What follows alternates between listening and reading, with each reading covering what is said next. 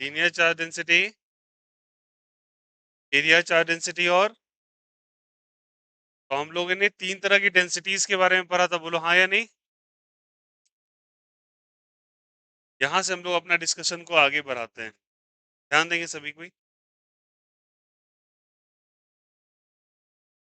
लोगों ने electric field intensity के बारे में डिस्कशन किया था, आपके पास नोटबुक में लिखा होगा फॉर्मूला, बट ध्यान देंगे सारे बच्चे क्या क्या था। इलेक्ट्रिक फील्ड इंटेंसिटी का फॉर्मूला था पहला बच्चे, दैट इज द के क्यू बाई आर स्क्वायर, ये बेसिक्स। उसके बाद एफ बाई क्यू था, एफ बाई क्या था, तो चलेंगे सारे। एफ बाई क्या था, Q. What was the Q and small Q, ध्यान देना सारे। एक कैपिटल क्यू लेंगे, ठीक है, इसके चारों तरफ एक ऐसा एरिया कंसीडर करना है जहां पे ये अपना इन्फ्लुएंस शो कर सकता है। क्या शो कर सकता है, ताकि मैं स्टार्टिंग से ले रहा हूँ, एक क्लास पहले का थोड़ा। ये क्यू चार्ज है, इसका इतना एरिया है कि अगर इतने एरिया में तुम किसी को रखोगे तो अट्रैक्ट या रिपेल कर सकते। That total field is called as, इसे हम लोग इलेक्ट्रिक, कौन सा फील्ड कहते हैं जल्दी, इलेक्ट्रिक, कौन सा फील्ड कहते हैं जल्दी, इलेक्ट्रिक।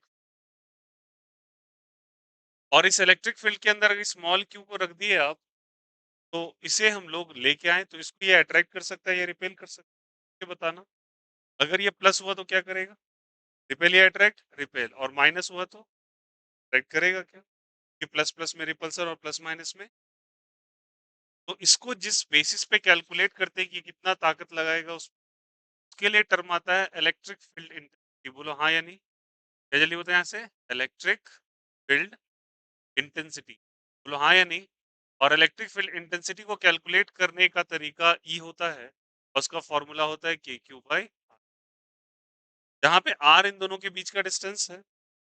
के का वैल्यू फिक्स होता है, जिन बच्चे को नहीं आ रहा, नए जो बच्चे के बारे में बता रहा हूँ, इतना वैल्यू होता है।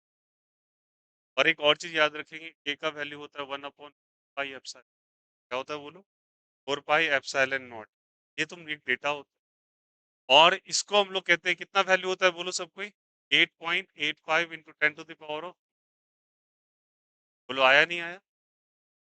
और जब इन्हीं सब का वैल्यू यहाँ पे रख देते हो, पाई का वैल्यू तो आपको मालूम ही है, कितना जल्दी बताइए, 22/7, वही कैलकुलेट होके 9 इंटू 10⁻⁴। क्या ये बातें समझ में, तो के का वैल्यू ये फिक्स है, ठीक ना। और ये ध्यान रखेंगे फॉर्मूला, आज यूज होने वाला जो चीज मैं बता, कौन सा चार्ज है, ये वाला चार्ज। और इस चार्ज को हम लोग सोर्स चार्ज कहते हैं, कौन सा चार्ज कहते हैं, जबकि इस चार्ज को बेस चार्ज। या तो तुम एफ बाई क्यू फॉर्मूला लगा लो, या फिर क्या फॉर्मूला लगा लो, के क्यू बाय आर स्क्वायर। कोई दिक्कत यहाँ से। अब यहाँ पे सुनना सभी को, E is equal to F by क्या है जल्दी बताइए, क्यू। एफ बाई क्या है, एफ इज इक्वल टू क्या जान रहे हैं हम लोग, इंटू, इंटू जल्दी बताओ। एफ का फॉर्मूला क्या चीज, मास इंटू एक्सेलरेशन इज ई, और एक्सेलरेशन का फॉर्मूला क्या हो जाएगा, बाय एम, ठीक ना।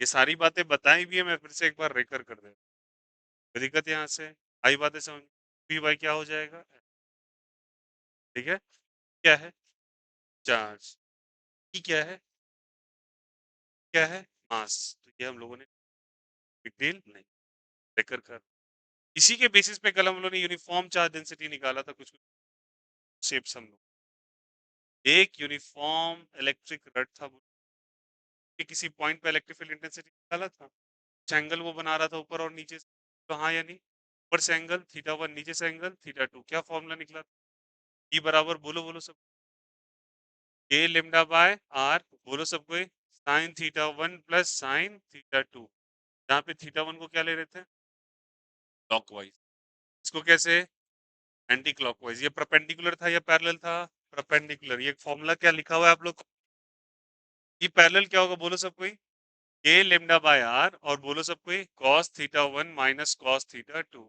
ये भी निकाला था, पैरेलल था या परपेंडिकुलर था, पैरेलल। तो ये कंपोनेंट कुछ ऐसा होगा, ये पैरेलल वाला, और ये परपेंडिकुलर वाला ऐसा, बोलो हाँ या नहीं। इसका फॉर्मूला ये जो आप निकाले हो ना, एक्चुअली ये इलेक्ट्रिक फील्ड एक्चुअली जनरेट यहीं से होता है, फॉर्मूला यहीं से कैलकुलेट, मैंने बोला डेरिवेशन, ये वाला फॉर्मूला जो आया है वो एक्चुअली ओरिजिनेशन सबका यहीं से, जीन्स यहीं से शुरू, अलग अलग फॉर्मूला आता है, करेंगे तो। उसी तरीके से एक आर्क लिया था, बोलो हाँ या नहीं, आर्क का क्या बोला था? इलेक्ट्रिक फील्ड इंटेंसिटी रेडियस से आर्क क्या फॉर्मूला आया था बोलो? तो बोलो लिखा हुआ है आपके इलेक्ट्रिक फील्ड। कैन आई से 2 k lambda by r into sin of alpha by 2? बोलो यस और नो। नहीं आया था क्या? लिखा हुआ है 2 k lambda sin alpha by 2, alpha was the angle at the centre. Yes और नो? सारी बातें यहाँ तक कोई दिक्कत? अब कुछ बेसिक्स बातें जो मुझे आज इस पे वर्क करवा, उसमें से सबसे पहले यूज में अगर कोई चीज आएगा तो सबसे पहले यूज में दैट इज आएगा, जल्दी बता। जिन्हें आता है बहुत बढ़िया, नहीं आता है ध्यान से सुन। सब 11th का। अब ये काय होगा क्यों होगा सुन लेना। 11th में ये टूल्स, अब इसका यूजेस क्या क्या लेना सबसे। आपको इंटीग्रेशन का सिंबल ऐसा लिखा, मैं मोटे तौर पे चीज बता रहा हूँ क्योंकि आज मुझे प्रैक्टिस। और डी के साथ तुम कुछ वेरिएबल लगा, डी के साथ तुमने एक्स लगाया तो एक्स हमारे लिए वेरिएबल या कांस्टेंट? एक्स हमारे लिए वेरिएबल, ये बात दिमाग में अच्छी बताए यहाँ से। तो बदल सकता है। एक फॉर्मूला होता है एक्स पे पावर एन, क्या होता है फॉर्मूला? तो तुम क्या करोगे, जो भी पावर में एन में है उसको वन जोड़। मैं उन बच्चों के लिए करवा रहा हूँ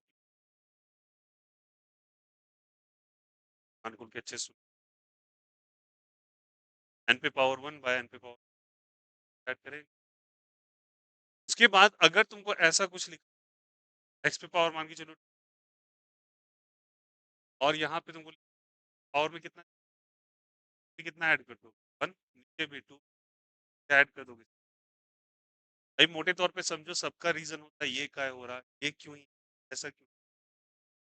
पहले इंप्लीमेंट करना सीखिए।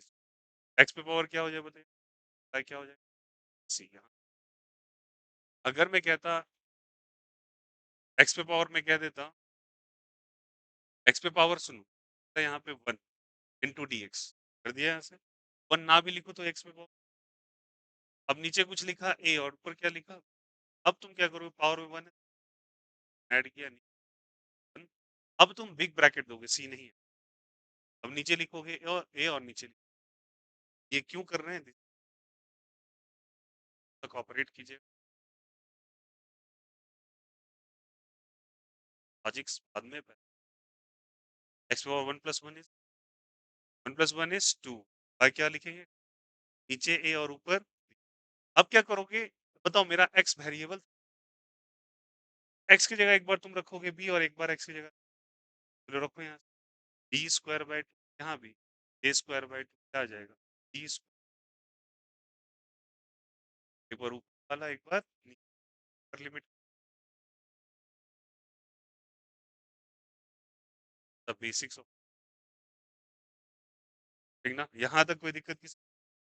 अब सुनिएगा कहानी, ये बेसिक इंटीग्रेशन ऐसा अगर आपको लिखा मिल जाए, केवल और केवल ऊपर नीचे कोई सिंबल से इनडेफिनिट इंटीग्रेशन कहा, इंटीग्रेशन इनडेफिनिट इंटीग्रेशन क्या ऐड कर देते सी।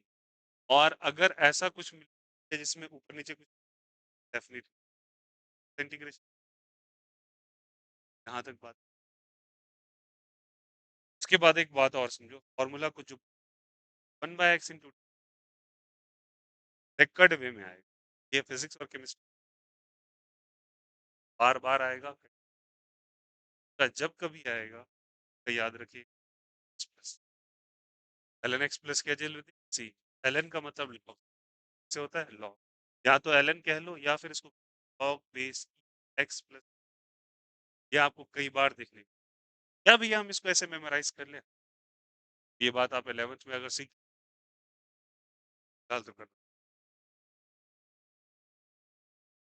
जब जब आएगा, लेकिन याद रख लेना केमिकल काइनेटिक्स में आने वाला है, कर लेना ये, ठीक है। अब एक कोई दिक्कत यहाँ से, बेसिक मैथ्स में अब सुनिएगा, यहाँ पे लॉग बेस ई एक्स लिख सकते हैं। अब यहाँ पे लॉग बेस ई एक्स आ जाएगा, आपको यहाँ पे आ जाएगा, आपको ये फॉर्मूला भी कई बार यूज में आएगा, one by root x e x, ये सिंपल इतना नहीं।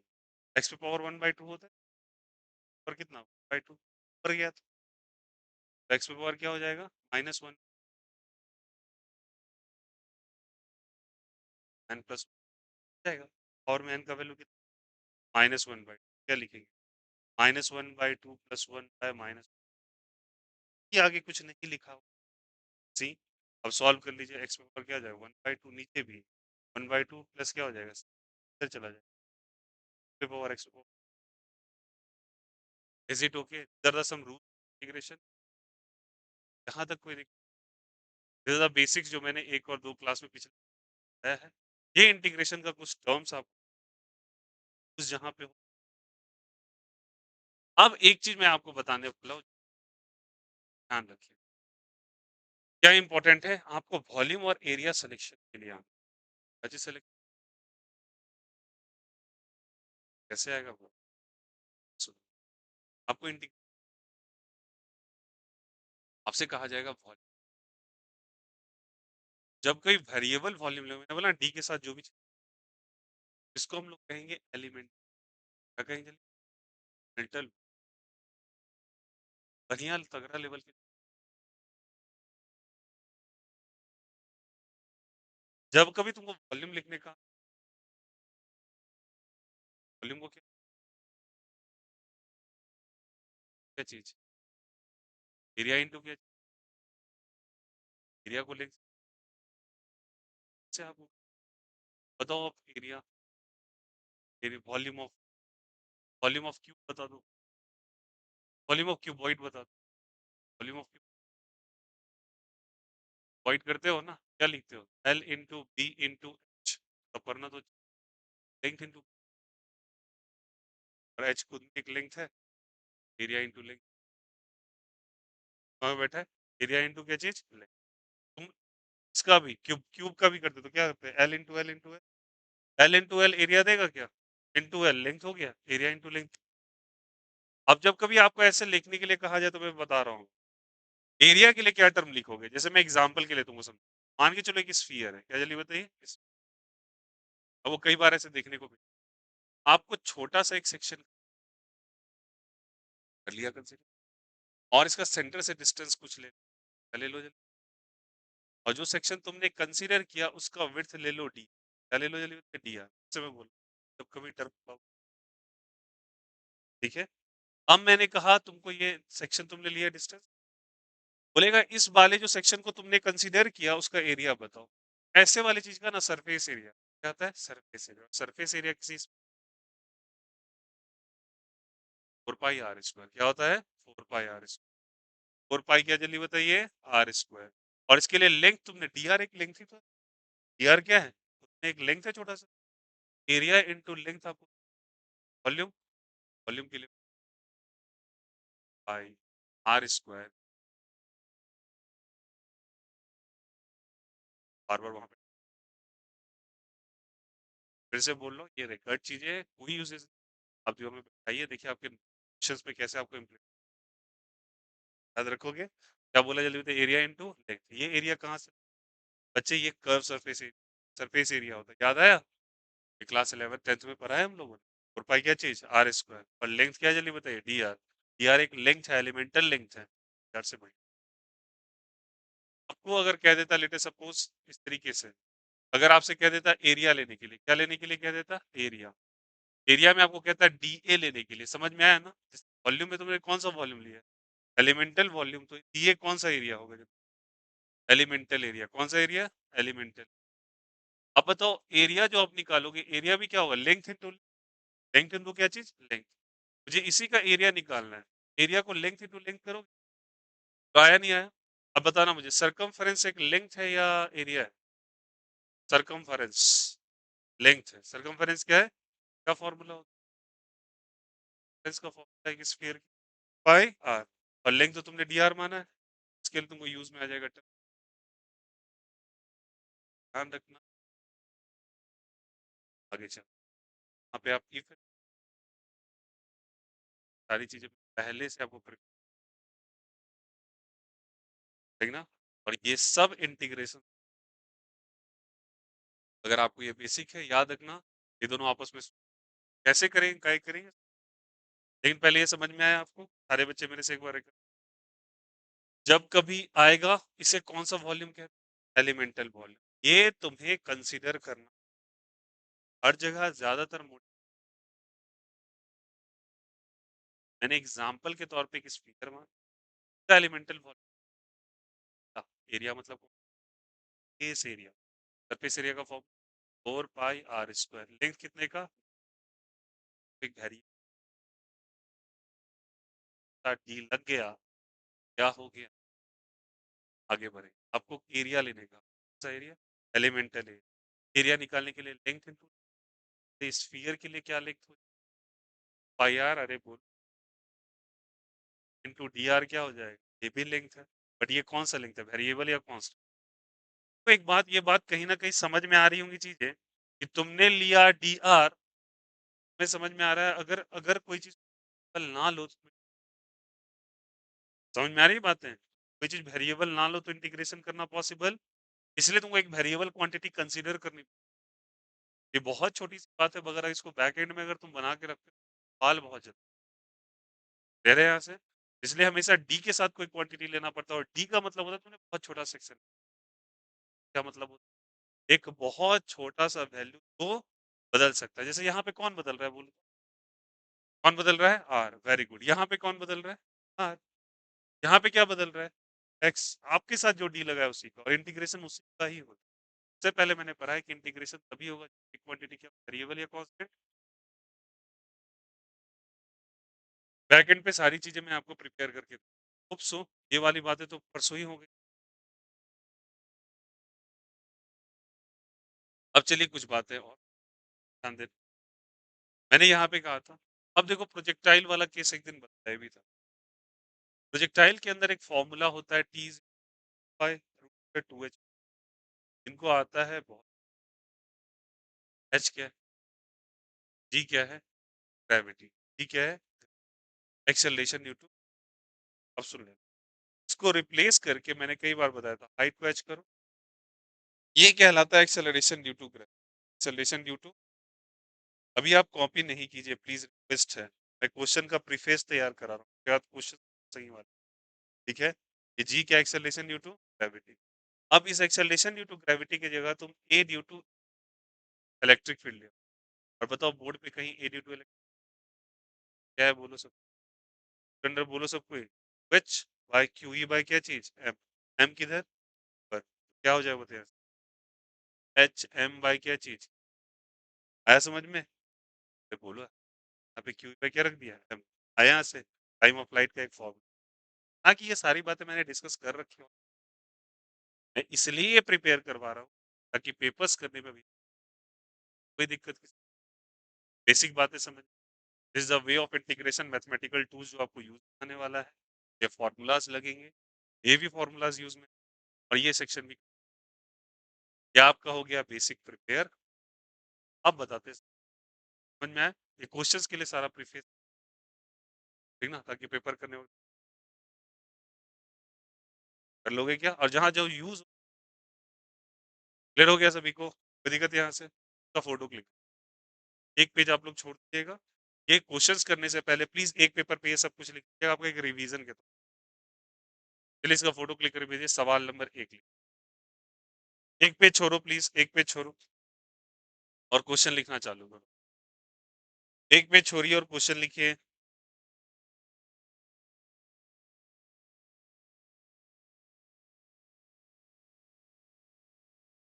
एक पेज छोड़िए और क्वेश्चन लिखिए सभी बच्चे।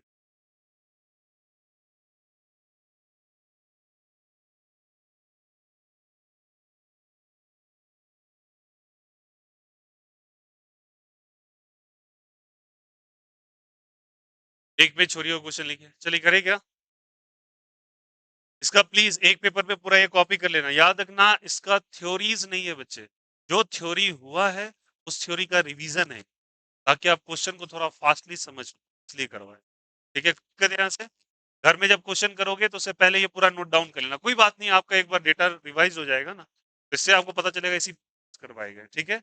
चलिए, और ये सब प्रीवियस मतलब सॉरी, ये सब के सब आपके जो हो रखे हैं उनका लिखा है, आगे का नहीं है एक पीछे। हाँ, इंटीग्रेशन बस इंट्रो किया है थोड़ा सा, कैसा उम्मीद था 11th में बच्चे का किसी का छूट गया तो समझ। सवाल नंबर एक लिखे बिना टाइम गवाए, लिखेगा, लिखेगा सारे बच्चे। हो गया फोटो क्लिक, चेतन। चलिए, सवाल नंबर 1 लिखिएगा, find the electric field at the centre of arc, find the electric field at the centre of arc as shown in the at the center of arc as shown in find the electric field at the center of arc as shown in find the electric field at the center of arc as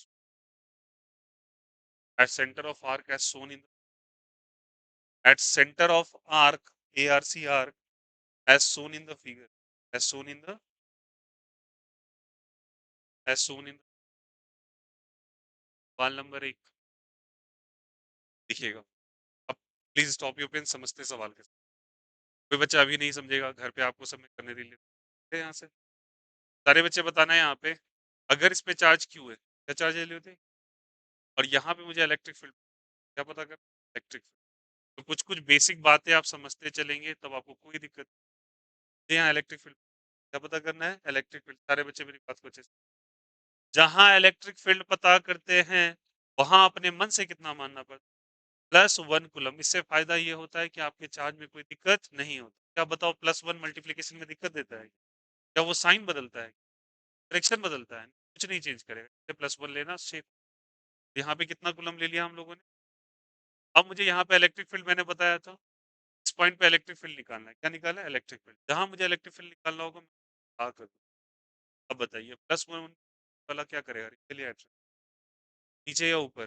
नीचे करेगा क्या?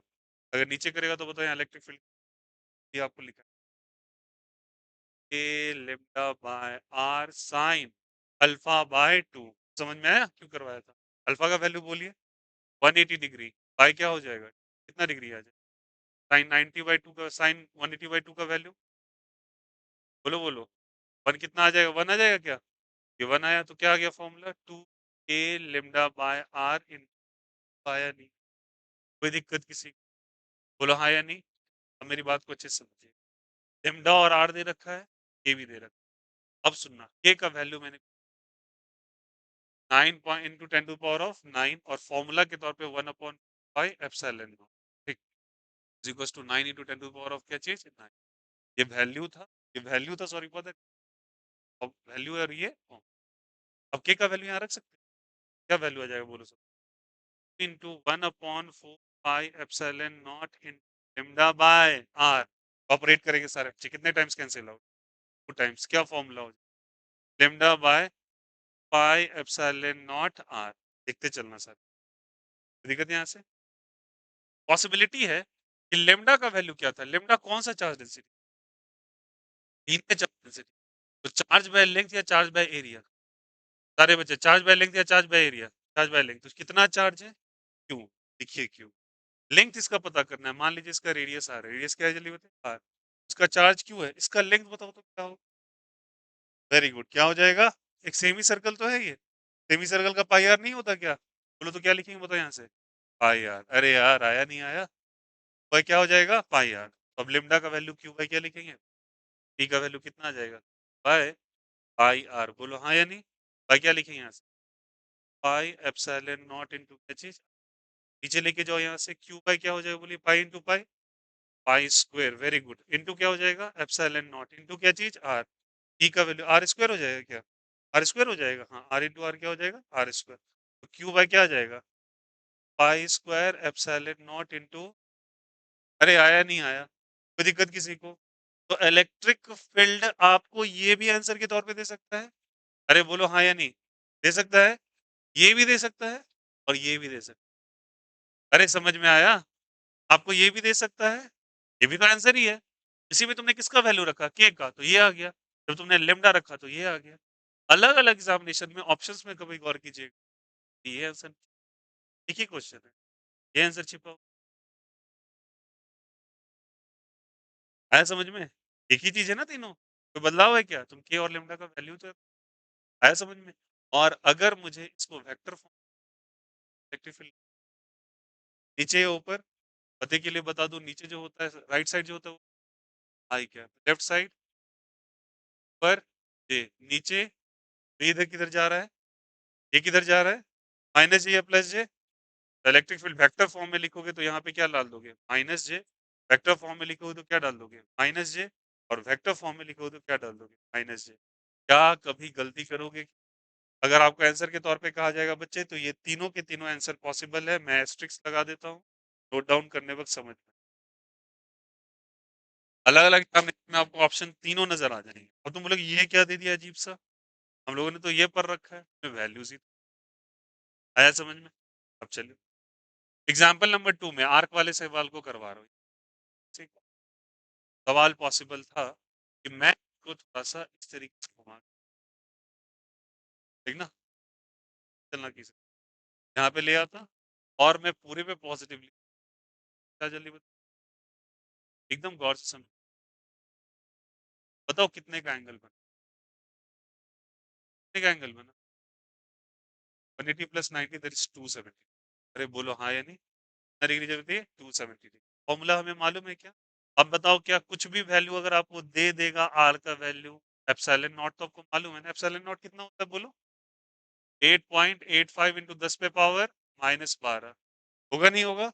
अब इसमें से कुछ भी value उठा के रख दे, क्या तुम पुट करके ऐसा निकल, एक में तुम पता है की और बात बता दो, फास्ट कैलकुलेशन, लेमडा तो आपने ये भी पता, आपको पाई पे स्क्वायर दे दे, बहुत छोटा सा मैथमेटिक्स पता, पाई का वैल्यू बोलिए 22/7, उसका डेसिमल वैल्यू बोलिए तो 3.14, तो कहीं ना कहीं 3.14 का स्क्वायर कर रहे हो, बोलो हाँ या नहीं? 3.14 का स्क्वायर 3 का स्क्वायर, और 14 मतलब उससे थोड़ा ज्यादा, स्क्वायर करोगे तो वो थोड़ा 9 से ज्यादा होगा, स्क्वायर करोगे तो 9 से थोड़ा ज्यादा कहाँ पे पहुंच जाएंगे, 10, अप्रोक्सीमेटली 10। कैलकुलेशन बहुत बहुत माइन्यूट चीज बता रहा हूँ, क्योंकि आपको लिटरली कभी कभी बहुत काम आएगा। आई स्क्वायर की जगह डायरेक्टली क्या रख दो, 10, अब कैलकुलेशन समझ आए, 3.14 का स्क्वायर कहाँ पे पहुंच, 10 के आसपास, 10 अप्रोक्सीमेशन मान, 10 से वैल्यू को डिवाइड करना है और आंसर लेते हैं ना आसपास है। चलिए क्लियर है सभी को? अब चलिए इस सवाल पे, यहाँ पे मुझे इलेक्ट्रिक फील्ड निकालना है, ठीक ना, इलेक्ट्रिक फील्ड निकालना है, निकालना है सारे बच्चे बताएंगे। अब मुझे अगर इसको देखा जाए तो ये क्वेश्चन कैसे हमको डील, कितना डिग्री आपको दिखाई दे रहा है, कितना 7 डिग्री जल्दी बताओ, 270 डिग्रीज डायरेक्शन के साथ पूछेगा, ध्यान देना, 270 डिग्रीज, तो ई का वैल्यू बोलो सब, ए लेमडा बाय आर, बोलते चलो मेरे साथ formula, sine of alpha by 2, ध्यान रखना ये अल्फा वो एंगल है जो चार्ज से घिरा हुआ है, ये अल्फा कौन सा एंगल है जो चार्ज से घिरा हुआ है, ये एंगल नहीं लोगे 90, कौन सा एंगल लोगे तो चार्ज से घिरा हुआ है, चार्ज से कौन सा घिरा हुआ है, ये वाला, तो ये मेरे लिए किसका वैल्यू है, अल्फा का, ठीक ना। अब चलिए पुट कीजिए अल्फा का, 2 k lambda by r of sine of क्या चीज, 270 डिग्री बाय क्या चीज 2, कितने बार में 135, कितना हो जाएगा 135, ई का वैल्यू कितना, k lambda by r sine of कितना 135 डिग्री, कितना डिग्री साइन 130, साइन 135 का जिन्हें वैल्यू नहीं आता सो कितना होता है 1/√2, ई का वैल्यू कितना हो जाएगा, k lambda by r 1/√2, √2 times cancel out हो जाएगा, क्या क्या आ जाएगा बोलो यहाँ से, के लेमडा बाय आर, ई का वैल्यू बोलिए, के लेमडा बाय आर, आया नहीं, बोलो यस और नो, आया। अब डायरेक्शन पता करना है, क्या पता करना है, डायरेक्शन, क्योंकि वेक्टर क्वांटिटी है।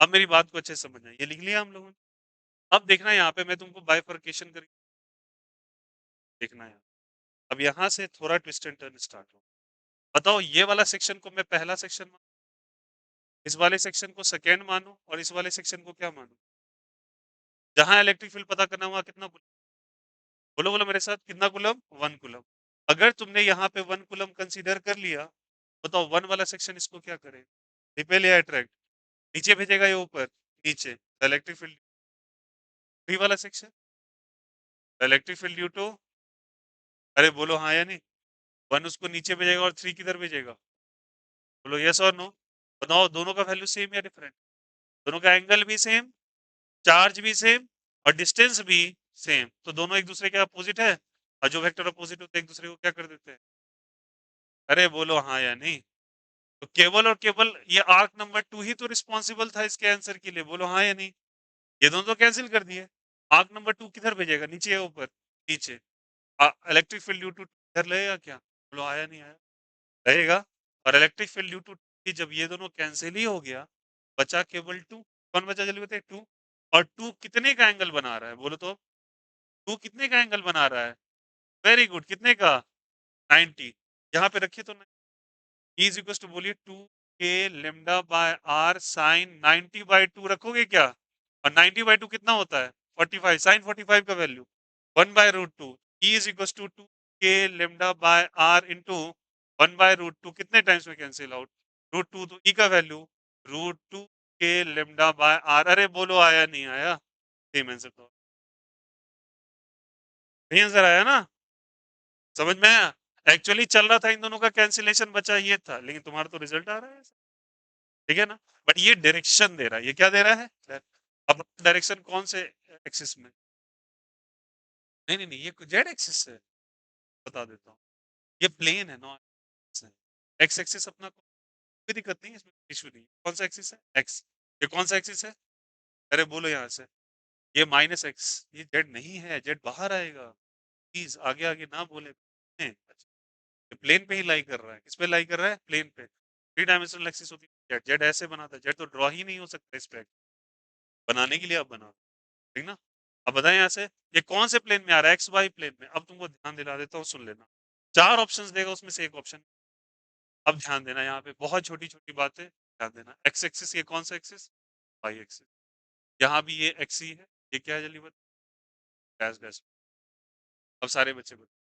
ये वाला आई कैप, ये वाला कौन सा कैप बोलो मेरे साथ? ये कैप। ये वाला, ये वाला माइनस जे। अब तुमसे जो पूछ रहा हूँ यार, इसमें क्या होगा डायरेक्शन? बोलिए बोलिए, इसमें क्या होगा डायरेक्शन? हाँ, इसमें दोनों के दोनों आई होगा। आई कैप होगा, और कौन सा कैप होगा? जे कैप। इसमें क्या होगा? माइनस आई प्लस जे। अरे बोलो हाँ या नहीं? इसमें माइनस आई माइनस जे। अरे बोलो हाँ या नहीं? इसमें माइनस जे, सॉरी, आई और समझ में आया? वेक्टर में आपको दो की दोनों माइनस हो या प्लस, क्या माइनस हो या प्लस हो? समझ में आई बात है यहाँ पे? अब ये कैसे आप सेलेक्ट करेंगे भैया, याद रखना। आपको ऑप्शन में कैसे लिखा, यही है, ठीक है? अब ध्यान देना, इन बच्चे को आता है वेल एंड गुड, नहीं आता बताओ हमारा किस में लाइक कर रहा है? 1 2 बोलो सब कुछ। कौन से क्वाड्रेंट में लाइक कर रहा है? थर्ड क्वाड्रेंट में। ये मेरा पहला क्वाड्रेंट था, ये कौन सा? दूसरा। और ये कौन सा? तीसरा। ये कौन सा? हमारा आंसर कौन से क्वाड्रेंट में आ रहा है? थर्ड क्वाड्रेंट में आ रहा है। दोनों का दोनों माइनस या प्लस? माइनस। अब देखो इसको कैसे निकालेंगे, ध्यान देना सब। ये थर्ड क्वाड्रेंट, और थर्ड क्वाड्रेंट में आपने ये इलेक्ट्रिक फील्ड आया, ये कौन सा फील्ड है जल्दी बताइए? Electric field. कितना वैल्यू लेके आया जल्दी बोलो सब कुछ? कितना वैल्यू लेके आया? √2 के लेमडा बाय आर। आया नहीं आया? √2 के लेमडा बाय आर। बता सकते हैं कि बच्चा ये एंगल कितना बन रहा हो बीचों बीच? बताइए कितना बना होगा? 45। तो बताइए इसका इधर कंपोनेंट कितना? थीटा के साइड कंपोनेंट कितना? कॉस या साइन? कॉस या साइन? कॉस। तो इधर क्या आ जाएगा बोले यहाँ से? जो भी ई का वैल्यू है, क्या लिखेंगे? √2 के लेमडा बाय आर। बोलो कौन सा? कॉस 45 होगा। और इधर क्या? √2 के लेमडा बाय आर। कौन सा 45? साइन 45। अरे बोलो हाँ या नहीं? कॉस 45 का वैल्यू 1/√2, √2 से √2 कैंसिल आउट, तो क्या आ जाएगा? K lambda by are. और इसका भी के लेमडा बाय आर। बताइए कौन सा क्या? आई या माइनस आई? आई या माइनस आई? माइनस आई। और ये वाला जे या माइनस जे? माइनस जे या माइनस आई? आया समझ में? इसको दो कंपोनेंट में रिजोल्यूट। आंसर आपको डायरेक्टली ये दे सकता है, और अगर एग्जामिनर को थोड़ा सा दिमाग घुमा, वेक्टर फॉर्म ऑफ जानना चाहा, वो लिखेगा आंसर में के लेमडा बाय आर कॉमन लेके माइनस आई कैप। और यहाँ, अरे बोलो आया नहीं आया? समझ में आया कैसे वो? चलो मैं थोड़ा सा और एक्सपेंड करके, k lambda by r minus i cap आया, बोलो हाँ या नहीं? प्लस कौन आया बोलो यहाँ से? के लेमडा बाय आर कौन सा कैप बताओ? माइनस जे कैप। दोनों में से कॉमन के लेमडा बाय आर ले ले कॉमन, या फिर दोनों में से माइनस भी कॉमन ले लेते हैं। और क्या देगा ब्रैकेट में जल्दी बताओ? आई कैप, और ये कौन सा कैप? जे कैप। ये आपका कौन सा फील्ड आ जाएगा बोलो? चाहे तो आंसर दोनों रिप्रेजेंटेड फॉर्म। और ये मैं वो चीजें बता रहा हूँ जो एग्जामिनेशन पेपर में आते हैं एकदम एज इट इज। पेपर ऐसे ही डिजाइन किया जाता है। आया समझ में? रिजोल्यूशन करके रिजल्ट दे सकता है वेक्टर फॉर्म में, नहीं देगा स्केलर फॉर्म में। तो आप करके भी कभी-कभी कंफ्यूज ना हो जाएंगे। पहले ये समझ में आया कैसा? और ये कुछ भी नहीं है बच्चे, it's not a big deal. ये वेक्टोरियल रिप्रेजेंटेशन आपको साइड बाय साइड समझना पड़ता है, ठीक ना?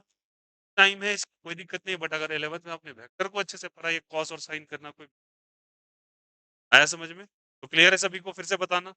हमारा इलेक्ट्रिक फील्ड कहाँ रिप्रेजेंटेड है बताइए, कौन से कोऑर्डिनेट में? थर्ड कोऑर्डिनेट दोनों माइनस या प्लस? माइनस कितने एंगल पे था? उसका दो रिजोल्यूशन कंपोनेंट कर दिया, थीटा के साइड कॉस या साइन? कॉस। उसके ठीक परपेंडिकुलर लगाया, और आई कैप माइनस और प्लस क्यों कर रहे हैं समझ में आया? यहाँ पे आपको वेक्टर फॉर्म में भी देगा और स्केलर फॉर्म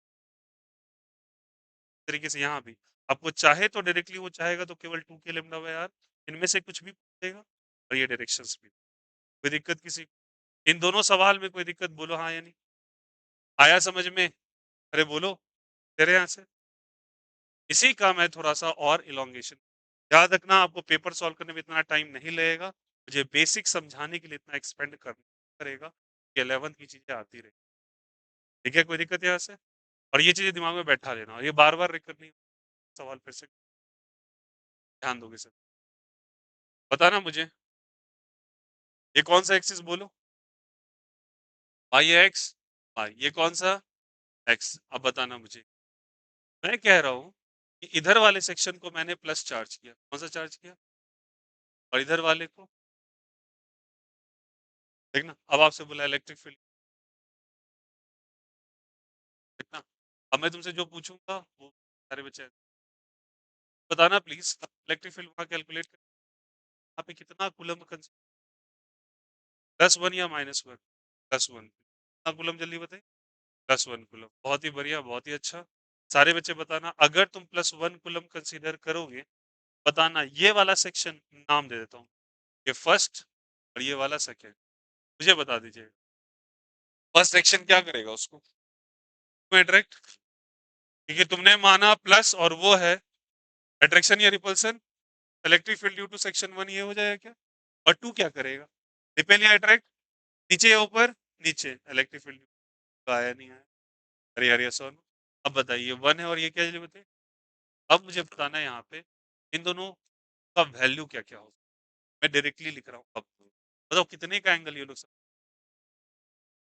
90 डिग्री का, और 90 का मतलब 45, 90 का मतलब 45। मैं डायरेक्टली लिख रहा हूँ, हेल्प करना मेरा। इलेक्ट्रिक फील्ड ड्यू 1 डायरेक्टली मैं लिखा √2 के लिम्डा बाय आर। अब तो नहीं मैं कैलकुलेट करना, अरे बोलो हाँ या नहीं। क्यों √2 हुआ? क्यों कितना डिग्री था? 90, और साइन 90 का कितना आएगा? 45। अरे कट के नहीं आ जाएगा? आया नहीं आया? तो बताओ इतना वैल्यू आ जाएगा 2 का, तो बताइए ई ड्यू टू 1 का, सॉरी 2 का कितना आ जाएगा? बोलो बोलो, अरे बोलो तो। अरे क्या होगा रिजल्ट, कितना एंगल बन रहा है 2 का देखिए तो, सेम होगा। अरे ये भी कितना एंगल बना रहा है? 90 डिग्रीज, और कितना आएगा रिजल्ट में? 45। कितना रिजल्ट आएगा बोलिए? √2 के लेमडा बाय आर। अरे आया नहीं आया? कोई दिक्कत किसी को? आया? दोनों वैल्यू डिफरेंट, सेम। अब बताइएगा मुझे, ये दोनों के बीच का एंगल कितना हो? बच्चा बता देगा, मैं समझ जाऊँ, बहुत आसान है लेकिन। 90 होगा कि ये 45 और ये भी 45, 45 90 हो जाएगा, बोलो हाँ या नहीं? दोनों के बीच में एंगल कितने का? 90 डिग्रीज का। कितने डिग्रीज का? और दोनों का वैल्यू सेम या डिफरेंट? सेम या डिफरेंट? सेम। और दोनों के बीच का एंगल कितना? 90। मैंने कुछ बताया था, जब दो वेक्टर सेम होते का रिजल्टेंट कहाँ लाई करता है? बीच में। किधर लाई करता है? बीच में सेंटर पे लाई करेगा। तो बताओ सेंटर किधर जा रहा है? कौन से एक्सिस पे? आपसे वेक्टर फॉर्म में पूछा तो क्या तुम एक्स एक्सिस और एक्स एक्सिस के लिए कौन सा कैप होता है? कौन सा कैप होता है? आया समझ में? सवाल आपको ऐसे करके दे दिया, अब सॉल्व कैसे करे भैया? ये कौन सा कैप अभी मुझे नहीं पता, बता इन दोनों एंगल तो पता है ना? कौन सा एंगल है जल्दी बोलो? 90 डिग्रीज। अब मैं तुमसे एक कुछ पूछना चाह रहा हूँ, ये लिखा तुमने √2 के लेमडा बाय, ये आया यहाँ से। अब बताओ इसका रिजल्टेंट बीचों बीच लाई करेगा, इधर लाई करेगा बीच। अब बताओ इन दोनों के बीच में एंगल कितने? 90। जब कभी 90 डिग्री का रिजल्ट होता है, ई नेट का वैल्यू बताओ क्या नहीं लिख पाइथागोरस, E1 का स्क्वायर प्लस ई, कर बोलो कर देंगे क्या? E1 का स्क्वायर प्लस E2 का ए स्क्वायर प्लस बी स्क्वायर का रूट बताया था। अरे बताओ कितना वैल्यू इसका? कितना है बोलो? √2 के लेमडा बाय आर, √2 का स्क्वायर 2, यहाँ पे आ जाएगा के लेमडा बाय आर का होल स्क्वायर, और इसका भी क्या हो जाएगा 2 के लेमडा बाय आर का होल स्क्वायर। दोनों में से कॉमन कुछ लेंगे, क्या होगा कॉमन बोलिए? के लेमडा बाय आर का होल स्क्वायर का रूट, बाहर आके वो हट जाएगा स्क्वायर। अरे बोलो हाँ या नहीं? और दोनों में 2 + 2 कितना बचा? 4। अरे बोलो हाँ या नहीं? 4 आया तो 4, 4 का रूट कितना हो जाएगा बोलो? हो जाएगा क्या? अरे बोलो यस और नो। आ जाएगा। और ये जैसे आ गया तो कितना आ गया 2 k lambda by are. Net का वैल्यू कितना है बोलो सब कोई? 2 के लेमडा बाय आर आ गया। और 2 के लेमडा बाय आर जैसे आया आपका, कौन से डायरेक्शन में अगर मैं वेक्टर फॉर्म में लिखूं, 2 के लेमडा बाय आर कौन सा कैप? आई कैप। ये कैसे समझे आपकी आई कैप ही होगा? क्योंकि दोनों का वैल्यू सेम था या डिफरेंट था? और वो उसके बीचों बीच लाई करेगा। बीचों बीच कौन सा एक्सिस लाई कर रहा है? एक्स कौन सा डायरेक्शन होता है? आया समझ में? आपको स्केलर फॉर्म भी देगा, वेक्टर फॉर्म भी, स्केलर भी देगा, वेक्टर भी देगा। और इसको ऐसे डिफरेंशिएट, चाहे तो एग्जामिनर आपको कंफ्यूज करने के लिए क्या बोलो, के और लेमडा का वैल्यू रख सकता है। अब ऐसा कुछ गंदा सा रिजल्ट बन जाए। अगर किसका वैल्यू रख दिया बताओ यहाँ से, के का, तो बन जाएगा lambda by 2 pi epsilon not. अरे बोलो हाँ या नहीं? अरे नहीं बन जाएगा। उसका मन किया फिर उसका ही वैल्यू रख दिया, किसका वैल्यू रख दिया? लेमडा का। अच्छा बताना यहाँ पे सारे बच्चे, ये दोनों तो फिगर, ये दोनों फिगर क्या है? सेम। लेमडा तो इसका तो लेमडा, लेमडा क्या होगा बता? नहीं कह रहे हैं 3/4 ऑफ 2 पाई आर। अरे बोलो हाँ या नहीं? पूरा सर्कल का लेंथ कितना होता है?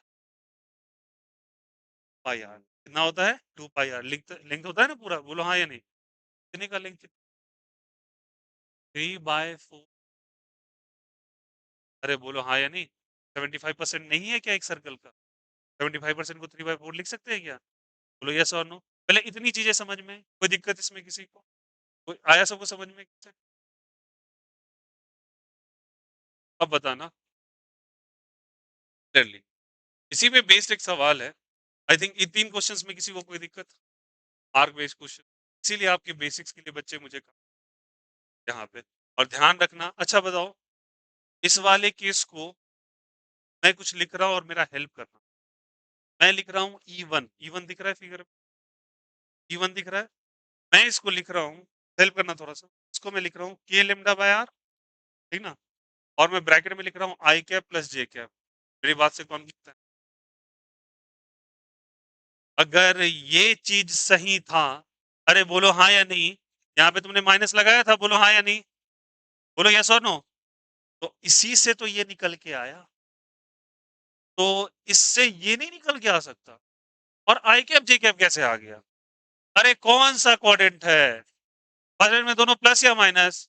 थोड़े कौन सा ओपन करे ब्रेन के? अरे बोलो हाँ या नहीं? आई और जे होगा। और इसके लिए क्या लिखोगे आप बताओ तो? कहा गया इसके लिए 2 के लिए बोलो तो सेम होगा। आई कैप माइनस जे कैप, बहुत ही बढ़िया। क्या लिखोगे? के लेमडा बाय आर, और यहाँ पे आई कैप माइनस जे कैप। चाहे तो वो ऐसे भी डिजाइन करके, ये आपको ऑब्टेन्ड इलेक्ट्रिक फील्ड में से इनमें से दो कौन सा कंपोनेंट सही है और उसके डायरेक्शन ऐसे। Once you get the result, दूसरे क्वेश्चन में उसी रिजल्ट्स का इस्तेमाल करके उसको शॉर्टकट्स बना। शॉर्टकट्स कुछ नहीं होते, आपके लॉन्ग कट का मेहनत का रिजल्टेंट। आपने एक बार मेहनत करा, दूसरी बार आपको मेहनत। क्या सबको समझ में आया कैसे किया? अरे बोलो हाँ या नहीं? √2 के लेमडा बाय आर आया था ना? कौन से क्वाड्रेंट में आया? थर्ड में। तो इसलिए एक में माइनस आई, सॉरी माइनस और है माइनस जे, क्योंकि दोनों का दोनों निगेटिव है। अरे बोलो हाँ या नहीं? बट ये कौन से क्वाड्रेंट में आ रहा है? फर्स्ट क्वाड्रेंट, फर्स्ट क्वाड्रेंट में दोनों प्लस। और ये कौन से क्वाड्रेंट में? फोर्थ क्वाड्रेंट है। फोर्थ क्वाड्रेंट में एक प्लस और दूसरा, एक के लिए आई और दूसरे के लिए माइनस। यहां तक कोई दिक्कत आपत्ति? सबको समझ में आई तीनों सब? कोई दिक्कत किसी को? घर पे आराम से कॉपी कर लेंगे, रिक्वेस्ट है, ताकि मैं क्वेश्चन की एक्सटेंट आपको बता दूं। बोलो हाँ या नहीं? कर लोगे घर पे कॉपी? ऑनेस्टली रिस्पॉन्स देना। कर लोगे क्या? लेकिन आज के आज कॉपी करेंगे, रिक्वेस्ट है आप लोगों से, ठीक ना? कल नहीं करेंगे इस क्लास। चलो करो। इसलिए भैया घर के लिए मैं टास्क दे रहा हूँ, मेरी बात समझिएगा प्लीज, इट्स अ रिक्वेस्ट। ये चीजें कंसेप्चुअल है, थोड़ा आराम से कामली बैठ के कॉपी इसको। और मैं कल वाले, सुनो कल वाले दिन, कल केमिस्ट्री है, कल आप आते के साथ मुझे फिजिक्स का पहले कॉपी। कल सारे बच्चे फिजिक्स का आएंगे, सबसे पहले ये नोट डाउन है। साथ पहले मैं कॉपी ही चेक करूंगा। तो पूरे क्लास आप पहले ही बता दिया, आप खड़े होकर 2 घंटा आराम से, ठीक है। इट्स अ रिक्वेस्ट बिकॉज ये चीजें बहुत इंपॉर्टेंट हो जाती है जब कोई आप पेपर करने जाते हो। और देखो बता रहे हैं क्या पता है, तुम लोग पढ़ के गए, सुनना, तुम तो ये याद करके चले गए फॉर्मूला, ने बना भी लिया, रिजल्ट जब पलटा ये था, उससे रो, उसमें से क्या करेगा, एक ऑप्शन आई कैप देगा, एक ऑप्शन माइनस दे, तो ना चारों प्रोबेबिलिटी लगा लो ना, या तो दोनों माइनस या तो दोनों प्लस, एक प्लस एक माइनस एक, चार ऑप्शंस दे दिया, तो बना के यहाँ पे बैठे हुए हो, ऑप्शन में नजर क्या ना करो बनी। तुमको सब कुछ आते हुए भी वेक्टर का इंफॉर्मेशन नहीं था, गलती हो रही है आपसे, वेक्टर को यूटिलाइज करना है, इसीलिए ये चीज इंपॉर्टेंट। कई बार क्या करेगा, डिजाइन करने के बाद कंपोनेंट्स दे देगा, तो पूरा फील्ड नहीं पूछेगा, बोलेगा कंपोनेंट्स इनमें से कौन सही है, कॉमा कॉमा लगा के चार ऑप्शन दे, सुना है यहाँ पे, बोलेगा इस गिवन फिगर के अंदर नेट इलेक्ट्रिक फील्ड है, इनमें से कौन सा चार ऑप्शन सही होगा, एक में ये दे देगा, समझ में आया यहाँ पे, उसमें एक में क्या करेगा, प्लस माइनस में बदलाव करते चल जाएगा, दोनों को माइनस कर देगा, दोनों को प्लस कर देगा, चार ऑप्शन। बताओ, तुम कैलकुलेट भी कर लिए तब भी तुम्हारा नहीं आ रहा, तो इसलिए एंड के vector resolve, cable chapter vector implement बहुत इंपॉर्टेंट, कहाँ के क्लियर हो गया सबको, इन तीनों सवाल में कोई दिक्कत कहीं पे किसी को कोई आपत्ति, समझ में आया सभी को, चलें। अब चलिएगा इसी से रिलेटेड एक छोटा सा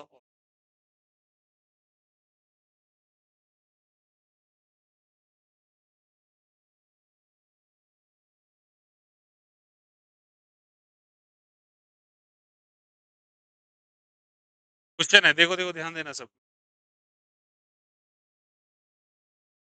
एक सर्कल है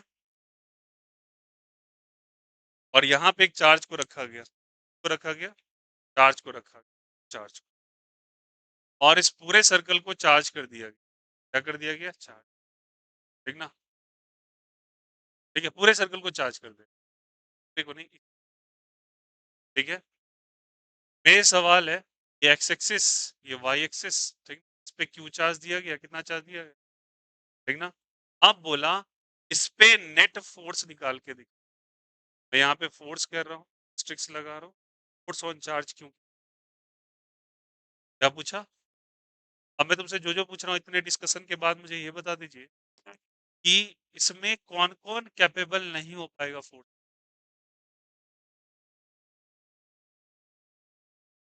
क्या ये लगा पाएगा, ये अभी सिखाया था, क्या करेगा, एक दूसरे को कैंसिल आउट, सेम सवाल, बुलाया नहीं आया, ये दोनों एक दूसरे को क्या कर देगा, कैंसिल कर देगा, क्या इसको मैं वन मान लूं, क्या फोर्स ड्यू टू वन इधर चला जाएगा क्या, और ये फोर्स ड्यू टू किधर चला जाएगा, टू, अरे बोलो हाँ या नहीं। और फोर्स का फॉर्मूला कुछ बताया था, क्यू इंटू ई, क्यू इंटू क्या चीज, ई, क्यू इंटू ई, अरे बोलो हाँ या नहीं। अब तुम मेरी बात को समझे, क्यू इंटू क्या चीज, ई, अब मुझे क्यू इंटू ई, अब बताओ फोर्स किधर लगेगा फाइनली, कौन से क्वाड्रेंट में, फर्स्ट क्वाड्रेंट, वेरी गुड, कौन से क्वाड्रेंट में, फर्स्ट क्वाड्रेंट, और किसके कारण लगेगा, वन और टू के कारण तो नहीं लग रहा, सॉरी ये वन था ना, ये टू था, ये टू था और ये क्या था, वन, तो क्या मैं बोल दूं थर्ड के कारण लगेगा केवल और केवल, अरे बोलो हाँ या नहीं। और थर्ड के कारण किस में लगेगा, फर्स्ट में लगेगा, थर्ड के कारण किस में लगेगा, फर्स्ट में, this the first second third और फोर्थ, अरे बोलो हाँ या नहीं। क्वाड्रेंट नंबर पूछा, क्वाड्रेंट में किस में लग रहा है, ये कौन सा क्वाड्रेंट, इंटरप्रिटेशन,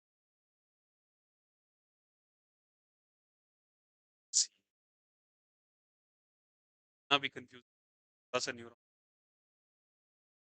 ये किधर लगाएगा फोर्स, बी किधर लगाएगा, सी किधर लगाएगा इधर, और सी किधर लगा रहा है आपको, अब क्लियर है ना, कोई दिक्कत है यहाँ से, बताइए फोर्स लगाया क्या, फोर्स का फॉर्मूला बोलिए, क्यू इंटू ई, क्यू इंटू ई का वैल्यू, का वैल्यू तो मैं क्यू रख सकता हूँ क्या, ई का वैल्यू मैं डायरेक्टली रख रहा हूँ, ए लेमडा बाय, के लेमडा बाय, हाँ, तो यस और नो आएगा यहाँ पे, रूट टू के लेमडा बाय आ रहा है, अगर मैं इसी का वेक्टोरियल रिप्रेजेंटेशन करूँ, इंटू के लेमडा बाय आर, कौन सा कैप, आई कैप प्लस के लेमडा बाय आर, कौन सा, ये कैप चाहो तो तुम, अरे भाई अब तो प्लीज परेशान हो के मत कि ये कैप, अरे हाँ या नहीं आया? कि दोनों के दोनों कौन से क्वाड्रेंट में है? फर्स्ट में दोनों प्लस या माइनस? वेक्टर फॉर्म में रिप्रेजेंट करेगा। चाहे तो ये देगा, चाहे तो ये। आई होप सो क्लियर हो रहा हो। इनटू ई फॉर्मूला होता है क्या? क्यों लगाया और कौन से क्वाड्रेंट में हम लोग लिख? First quadrant. I hope so. बोलो यार, आया समझ में? आप इलेक्ट्रिक फील्ड निकाले तो उसको से मल्टीप्लाई कर दो, क्या दे देगा? क्या दे देगा? फोर्स। ज्यादा एग्जामिनर को अगर कुछ और पूछना होता तो वो एक्सेलरेशन पूछ, क्या पूछ लेता? एक्सेलरेशन। एक्सेलरेशन का मास इनटू एक्सेलरेशन डायरेक्टली कर लेते क्या? इनटू क्या होता? क्यू इनटू क्या है बोलो यहाँ से, के लेमडा बाय आर इनटू बोलो आई कैप और कौन सा कैप? जे कैप। और एक्सेलरेशन का वैल्यू कितना हो जाता है वहां से? इनटू के लेमडा बाय आर, एम को नीचे ले आए, क्या हो जाएगा? आई कैप प्लस कौन सा? डन। क्लियर हो रहा है सभी को? Is this whole concept is clear? आया सबको समझ में कैसे?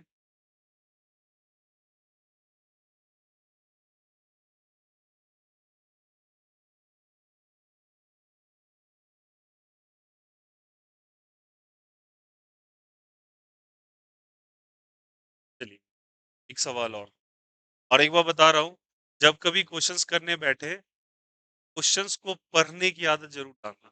क्वेश्चंस कभी लंबे मिल जाएंगे, उसको रीड करने की हैबिट डाल, ठीक ना? That is the basic thing. ये क्लियर हो गया? एक्सेलरेशन आया? कोई डाउट किसी को? अब मुझे बताना, स्विच करें अब दूसरे पैनल पे? ये वाला समझ में आ गया? आर्क वाला क्वेश्चन कर लोगे? कोई दिक्कत किसी को नहीं ना? अब बताना, मैंने आपको कहा था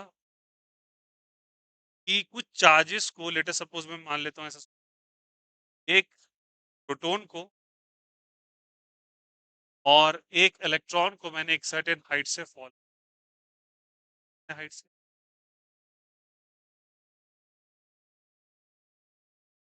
proton and electron are dropped from certain height, height, ठीक ना, in a reverse electric,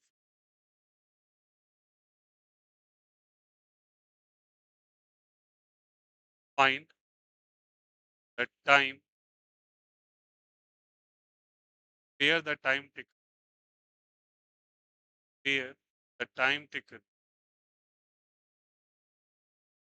reach the,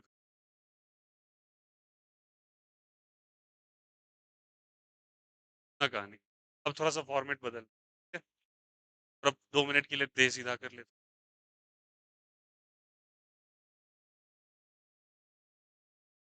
नहीं नहीं नहीं, यहाँ नौटंकी थोड़ी ना चल रही है जो आपका बर्दाश्त करूँ। आपको कंटेंट भी अच्छा चाहिए और आपका नखरा भी मैं फेस पे देख, क्या दिखा रहे हो? बताना ज्यादा है, उठने पकड़ के रखा, फेस बना के मुझे दिखा रहे। हाँ भाई, कमाल की बात है। तुम्हें कंटेंट चाहिए जेई नीट का, सपने तुम्हारे डॉक्टर बनने के, और हरकतें कंपाउंडर से भी हरकतें तो सुधार लो थोड़ा। भाई मेरे, आज दूंगा सेलेक्ट करके, देख लेना जाके अपने बाई क्यूज, और शौक है ना बनाने का, वीडियो चला चला के देखते हो, देख लेना जाके, देख लेना जहां से तुमको देखना है देख लेना। वही बोलो ना, इज्जत ही नहीं है, अच्छी चीज मुंह बनाएंगे, इन्हें हाथ में खाना परोस के दे दो, खिलाते रहो, बस यही चीज चाहिए। ऐसे बिहेव करते हैं, थोड़ा तो करिए यार, चेहरे पे थोड़ा रौनक होना चाहिए, लोग ये करने सिखाता है। आप लोग ऐसे बिहेव करे जैसे महान काम कर रहे हैं मेरे ऊपर। नहीं शौक है, बंद कर देता हूँ, जाओ। मैं रोक के रखा है आपको यहाँ? मेरा कोई शौक नहीं है आपको रिक्वेस्ट करके रखने का, ठीक ना बेटा? निकलना है निकल लो प्लीज। और ऐसे शकल बना के बैठोगे ना, मत बैठना मेरे क्लास के अंदर। मेहरबानी नहीं कर रहे मेरे ऊपर आके यहाँ पे। योर रिस्पॉन्सिबिलिटी, आपकी जरूरत है तो मैं यहाँ पे हूँ। आप समझ रहे हैं कि आपको मैं रिक्वेस्ट करूंगा क्या? वो प्लीज कोई करते होंगे, मेरा नहीं है, मेरा रिक्वेस्ट बस इतने पे चलता है। आपके लिए कंटेंट प्रिपेयर हो रहा है, और आप, उसमें से मैं नोटिस कर रहा हूँ कुछ बच्चे ऐसे कर रहे हैं जैसे लग रहा है कि मेहरबानी कर रहे हैं मेरे पास बैठ, चेहरा ऐसा बना रहे हो। आपको कुछ नहीं, बस मजे कराते रहो। इजी है, कोई बात नहीं, ये करा लो, पूरा क्लास हल्ला कर रहा है कि लेमडा बाय आर, ये वो दिस दैट, बहुत अच्छा चल रहा है, और गए वहां पे एक सवाल नहीं हिला, हो गया, क्या फायदा है फिर? थोड़ी तो कदर करो चीज़ों की यार। क्या आप लोग समझ के बैठते हो अपने आप को, क्या समझते हैं समझ में नहीं आता। नहीं स्मार्ट हो तो करके दिखाओ ना फिर मेरे से। देता हूँ 4-5 सवाल कर लो। कोई इतना ही है तुमको जो पसंदीदा टॉपिक है तुम मेरे माँग लो। मैं तुम्हें एक सर्टेन डेट भी तुम्हें डिफाइन करके मैं पेपर तैयार करके तुम्हें दे देता हूँ। जितनी कंटेंट पढ़नी है तुम पढ़ के आ जाओ और बना के दिखा दो। और 5 पेपर से सेट करूँगा और तुमको 3 घंटे दूँगा, 5 क्वेश्चन तुम 3 घंटे में ला के करके दिखा देना। रिजल्ट तक पहुँच के रिजल्ट पे नहीं आ पाओगे, 4 ऑप्शंस नहीं मैच कर। और यही प्रॉब्लम्स है, यही छोटी-छोटी मिस्टेक्स होती है। मैं ऑन एन क्लियरली एक्सपीरियंस के साथ बता सकता हूँ, लास्ट एंड पे आके बच्चा ऐसा ही चीज़ पूछने आता है। ठीक था, ये बना लिया, ये क्या लिख दिया? वो तो मेरी प्रॉब्लम नहीं है कि इफ यू अगर आपने अच्छे से नहीं करा 11th, it's not my responsibility. मेरा रिस्पांसिबिलिटी प्लस 2 का है। लेकिन मैंने आपको तब भी यहाँ से एक-एक चीज़ को तोड़ के बता रहा हूँ, तो आप बोरियत वाला सेक्शन बना रहे हो प्लीज़। Please be consistent. मज़ाक चल रहा है थोड़ी ना। देखो यहाँ से, प्रोटॉन और इलेक्ट्रॉन को थ्रो किया एक सर्टेन हाइट से, ठीक है? ठीक है? और पूछा है नीचे टाइम टेकन, नीचे आने के लिए टाइम कितना लगेगा? अब यहाँ पे लिखा है reverse electron. What is the meaning? F is equal to Q E formula होता है। क्या फॉर्मूला होता है? ध्यान रखिएगा। फोर्स उधर ही लगता है जिधर इलेक्ट्रिक फील्ड होता है, बट चार्ज प्लस होता है। चार्ज प्लस हो तब। लेकिन अगर चार्ज माइनस हो गया, चार्ज क्या हो गया? माइनस हो गया, तो बताइए फोर्स का डायरेक्शन। अरे बोलो हाँ या नहीं? समझ लिया। इलेक्ट्रिक फील्ड अगर आपने इधर और चार्ज प्लस भी बताया था क्या? और अगर चार्ज माइनस है, चार्ज क्या है जल्दी बताइए? माइनस, तो इलेक्ट्रिक फील्ड इधर लगाया। तो अगर ये चार्ज माइनस है तो फोर्स किधर ले?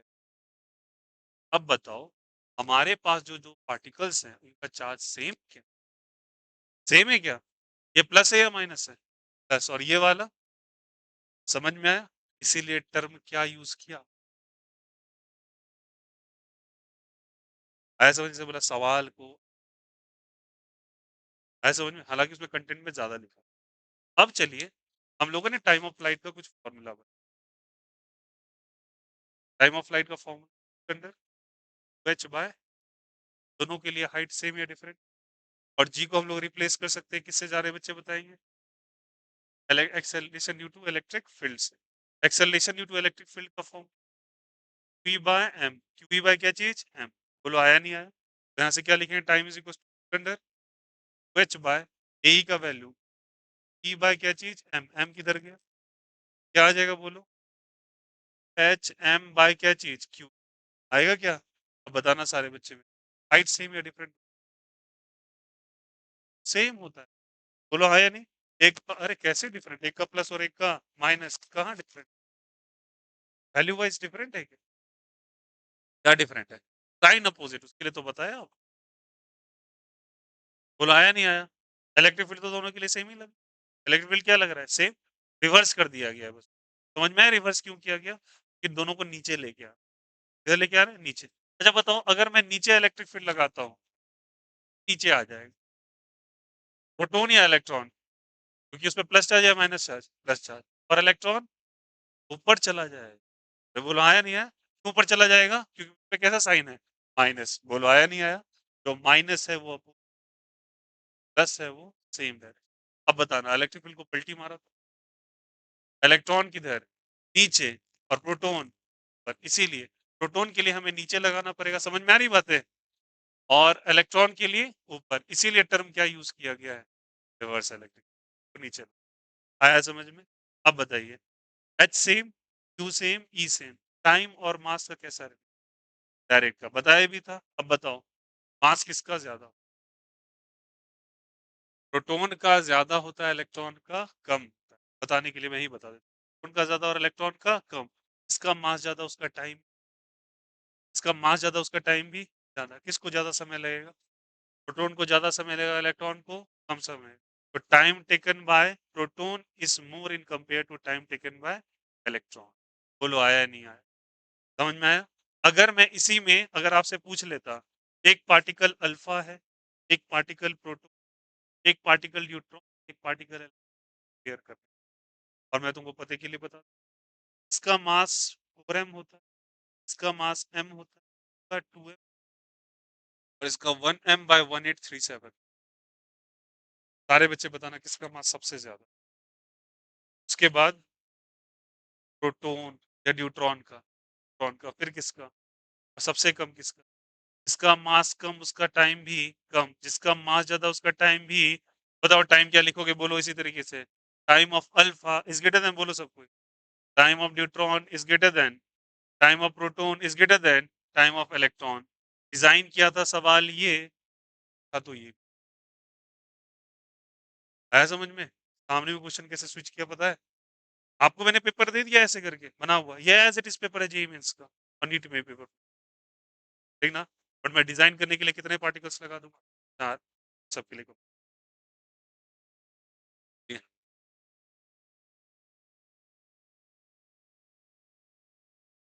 क्या किसका वजन ज्यादा होता है तो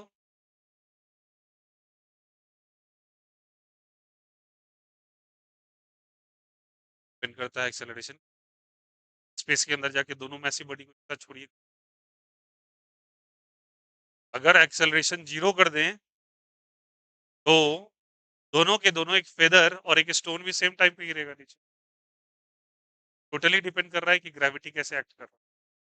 कोई जरूरत नहीं है मास का, कोई गेम नहीं मास का, यहाँ पे इसलिए गेम हो रहा है। मास का ग्रेविटी में कोई गेम नहीं है, मास का हाइट में गेम होता है। यहाँ पे मास इसलिए इंक्लूडेड है कि आप चर्चा इलेक्ट्रिक फील्ड का कर रहे हो, ना कि ग्रेविटी का। इसका चर्चा कर रहे हैं आप, जल्दी बताइए। ठीक कर रहे हैं, आया समझ में, कोई दिक्कत यहाँ पे। ये क्लियर है यहाँ से। सुन लेना, massive object, mass of an object is not responsible for time of flight, जब ग्रेविटी का चर्चा होता है। कि ग्रेविटी के लिए फॉर्मूला क्या डिजाइन किया गया है, h/g, कहीं से इसमें मास क्यों आ गया कि तुमने जी को क्या चीज से रिप्लेस कर, acceleration due to electric field से, और acceleration due to electric field में मास आ जाता है, इसलिए मास पे। अगर मैं हटा दूं मास का responsible, mass is not responsible body के टाइम पे नीचे। आया समझ में, कोई दिक्कत किसी को यहाँ पे, आया सबको समझ में। चलो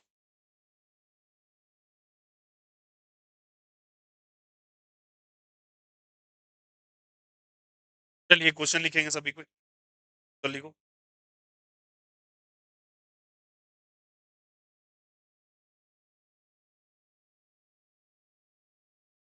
a particle of mass m, ये क्वेश्चन नंबर कौन सा हो गया भैया, आई कैन से 4 था ये, और ये कौन सा था 5। अब क्वेश्चन नंबर मेंशन कर लेना प्लीज, इनको सुनो। ये क्वेश्चन बच्चे डायग्राम से ही बन जाएंगे आपके, इसके लिए कोई दिक्कत नहीं। कौन सा, ये क्वेश्चन नंबर 4 और 5 बच्चे डायग्राम से ही बन जाएंगे आपके, इसलिए इसमें मैंने कुछ भी नहीं शब्द लिखा है। ये डायरेक्टली इलेक्ट्रिक फील्ड सेंटर पे पता करना था, समझ जाओगे ना, यहाँ पे फोर्स पता करना था, रेस्ट्रिक्ट करके लिख दिया है। इसके लिए आपको समझ में आ गया। क्वेश्चन नंबर 5 के लिए लैंग्वेज लिखिए, लिखिएगा, लिखिए, लिखिए। A particle of mass m and charge q,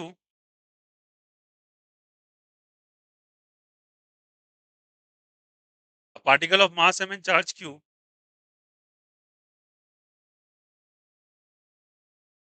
a particle of mass m and charge q is placed at rest, is placed at rest, is placed at rest, is placed at rest.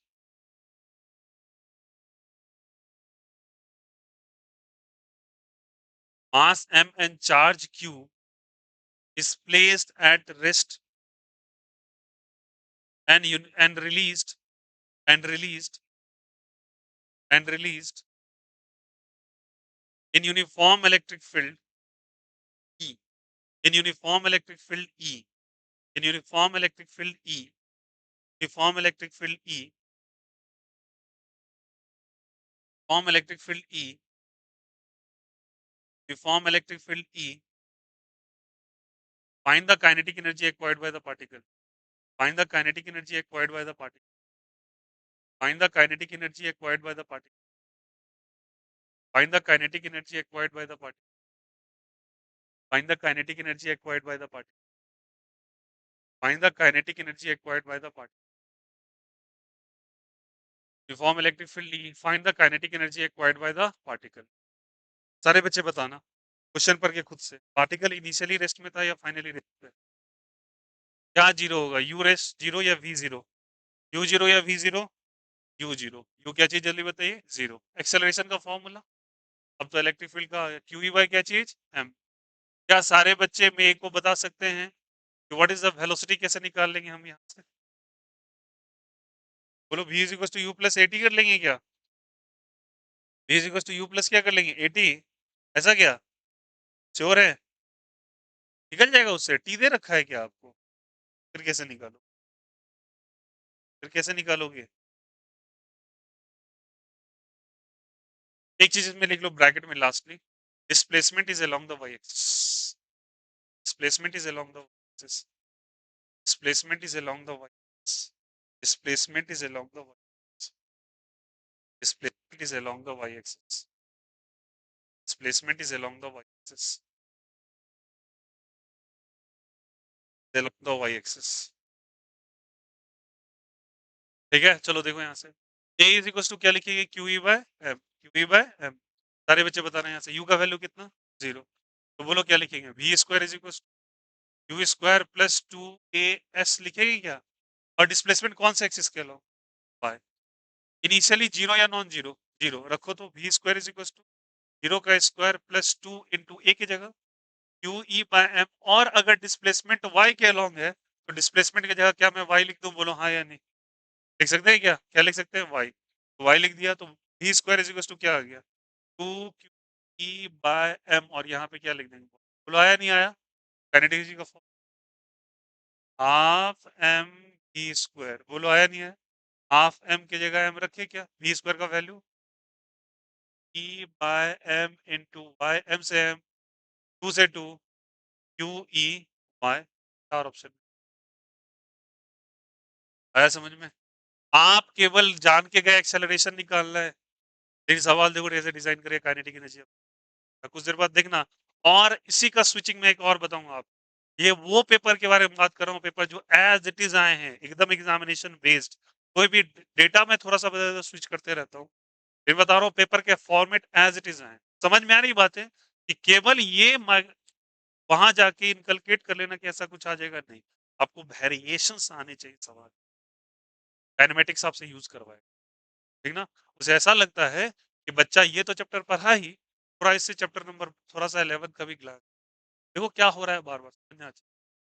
Chapter ये पढ़ रहे हो, से 11th class का vector और kinematics, कभी ऐसी question plus half it square करवा लेता, प्लस टू एस करवा लेता है, कभी टाइम ऑफ फ्लाइट का इस्तेमाल कर लेता है, कभी वेक्टर करवा लेता है, कभी रिजोल्यूशन करवा लेता है। समझ में आ रहा है? चैप्टर नंबर 2 जो था आपका और 3 जो 11th का था, उसका यूज कर रहा है चैप्टर नंबर 1 का प्लस 2 में। इससे उसको आइडिया लगा कि बच्चा वहां का भी ज्ञान रखता, समझ में है? इसको कहते हैं फॉर्मेट को एक तरह से कंपाइल करके तब डिजाइन, और करते करते आपको आदत सी पड़ जाएगी, अभी तो शुरू है, बट टाइम बिंग आप समझ जाओगे, but you are going to listen. समझ में आया सभी को? नेक्स्ट क्वेश्चन लिखेंगे, नेक्स्ट क्वेश्चन लिखिएगा,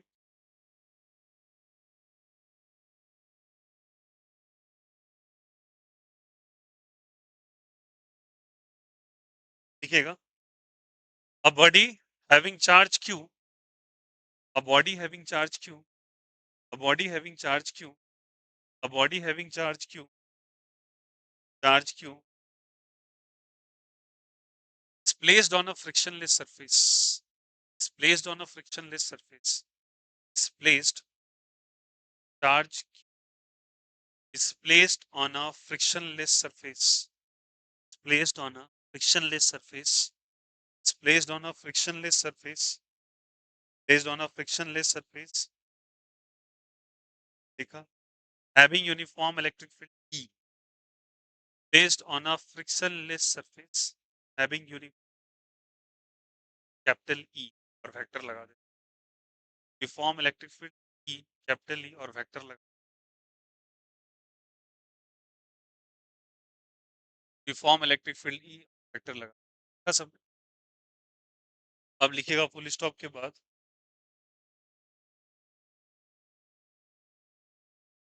लिखिएगा it's velocity increases from 0 to 6 metre, velocity increases,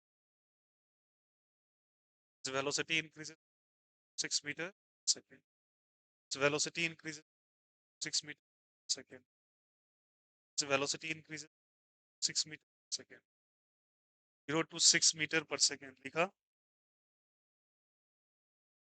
0 to 6 metre per second, metre per second in 1 second, 0 to 6 metre per second in 1 second, 0 to 6 metre per second in 1 second लिखा। 1 second के अंदर वो 6 metre per second का speed पकड़, distort डाल के लिखिएगा, at that instant direction of electric field, at that instant direction of, at that instant direction of electric, at that instant direction of electric field first, direction of electric, direction of electric field is reversed, direction of electric field is reversed, first the car continues to move, continues to continues to for 2 more seconds, the car continues to move for 2 more seconds, continue for 2 more seconds, continues to move for 2 seconds, continues for seconds, 2 second और चलता है। Find the average speed and find the average find the average speed of average velocity speed of average velocity speed of average velocity speed of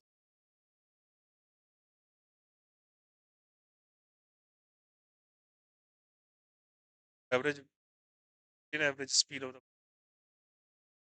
सुनिए, photo click हो गया था। पहले मुझे question समझाओ, चलो पढ़ो, समझाओ क्वेश्चन,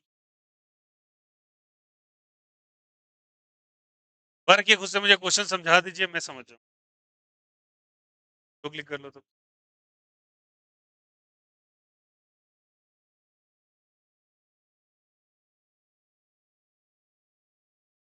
क्या क्वेश्चन समझाइए सभी कोई।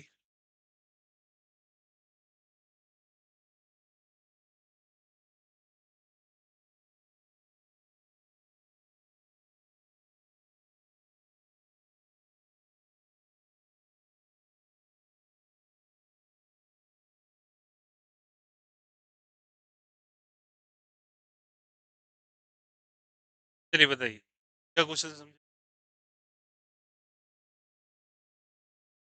समझ गए क्या? बोलिए। एक पार्टिकल है जो कुछ चार्ज है रेस्ट पे मोशन में, रेस्ट पे फिर कितना वेलोसिटी एक्वायर किया, 0 से 6 मीटर पर सेकंड, कितने सेकंड में लगा, उसके बाद क्या किया गया, इंस्टेंट पे इलेक्ट्रिक फील्ड के डायरेक्शन को रिवर्स कर दिया गया, वो कितना देर और चला, 2 सेकेंड, और फिर से वो रुक गया, क्या बुलाया ऐसा कुछ कहा है क्या, और to continue to move for 2 more seconds, मतलब 2 more सेकंड का मतलब क्या हुआ, 2 more सेकंड तो रुक गया होगा वो। अरे बोलो हाँ या नहीं। 1 सेकंड के लिए 0 से 6 पकड़ा, फिर 6 के बाद वो अगले 2 सेकंड बाद और चला, और चलने का मतलब वहां पे रुक गया होगा, तभी तो 2 सेकंड्स का है। बोलो हाँ या नहीं। आपसे क्या पूछ लिया फिर, average speed and average velocity. ध्यान देना सारे बच्चे, शानदार सवाल। और आपके लिए मान के चलो आने के लिए मैं चार्ज क्यों ले रहा हूँ एक कार क्यों, ठीक है। मान के चलो इलेक्ट्रिक फील्ड ये लिया, आपने कैसे डिसाइड किया कि आप भैया क्यों प्लस ही लोगे जब कुछ नहीं दिया हो, तो हमेशा पॉजिटिव ही कंसीडर, सही तो आया नहीं आया। अब इलेक्ट्रिक फील्ड ऐसे लगाया क्या कि भाई साहब कोई ना कोई स्पीड पकड़ लेंगे, तो बच्चा बता सकता है क्यों ये स्पीड, कि प्लस चार्ज है ये क्यों है, इनिशियली क्या चीज पे था, रेस्ट पे, कितना वेलोसिटी पकड़ लिया, 6 मीटर पर सेकेंड। लो आया नहीं आया, कोई दिक्कत यहाँ से। उसके बाद 2 सेकेंड बाद चला, लेकिन ये टी इज इक्वल सुना यार, ये टी इज इक्वल टू 0 था क्या, T is equal to 1 second पे आने के बाद जस्ट इसके बाद इलेक्ट्रिक फील्ड का डायरेक्शन पलट दिया गया, तो आया नहीं आया।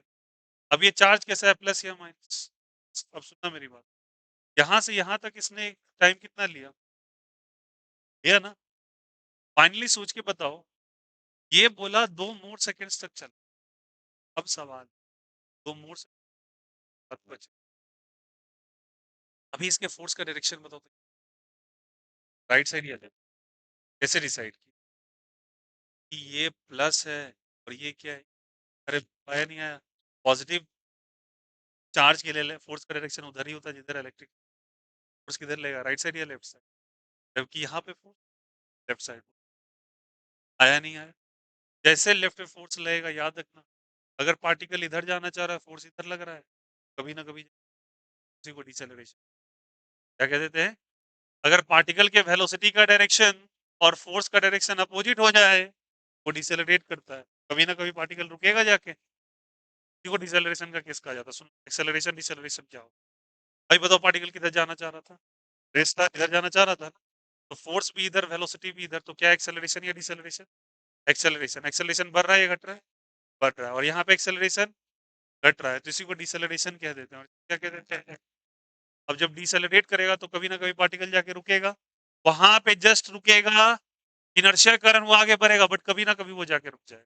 मान लो तुम चल रहे थे चल रहे थे चल रहे थे, चलते चलते तुमने पैडल मारा साइकिल का पैडल मारते मारते मारते मारते एक पॉइंट आया, तुमने एकाएक पैडल मारना छोड़ दिया, तुमने ब्रेक नहीं मारा है, तुमने क्या मारना छोड़ दिया? बताओ। अब उसको एक ही फोर्स गवर्न कर, और वो फोर्स के चक्के और उसके रोड पे लगा था फ्रिक्शन फोर्स। और फ्रिक्शन किधर लगता है? अपोजिट लगेगा। तो बताओ तुम जाना किधर चाह रहे हो? फ्रिक्शन। हमारा साइकिल कभी ना कभी जाके रुक जाता। आया समझ में? अब सुनना है, ये रुक जाएगा कभी ना कभी, जहां पे रुकेगा तो मान लेते हैं यहाँ पे ये भाई साहब रुक, तो फाइनली इसके भी का वैल्यू क्या? 0। अब बताओ इस पूरे इस इंस्टेंट के लिए बोलो, इनिशियल वाला। वेरी गुड, ये क्या है? 6। इसके लिए तो ये फाइनल है, बट इसके लिए इनिशियल, लेकिन फाइनली कितना हो गया? 0। कितने सेकंड को आप कितने देर पे रुका, ये पता कर लेंगे हम लोग, कैसे निकालेंगे बोलेंगे? v is equals to u plus 80। v is equals to u plus 80। कितने सेकंड बाद रुका ये पता चल जाएगा क्या? नहीं। u का वैल्यू कितना, ये पता है क्या हमें? ये नहीं दे रखा है। t का वैल्यू गिवन।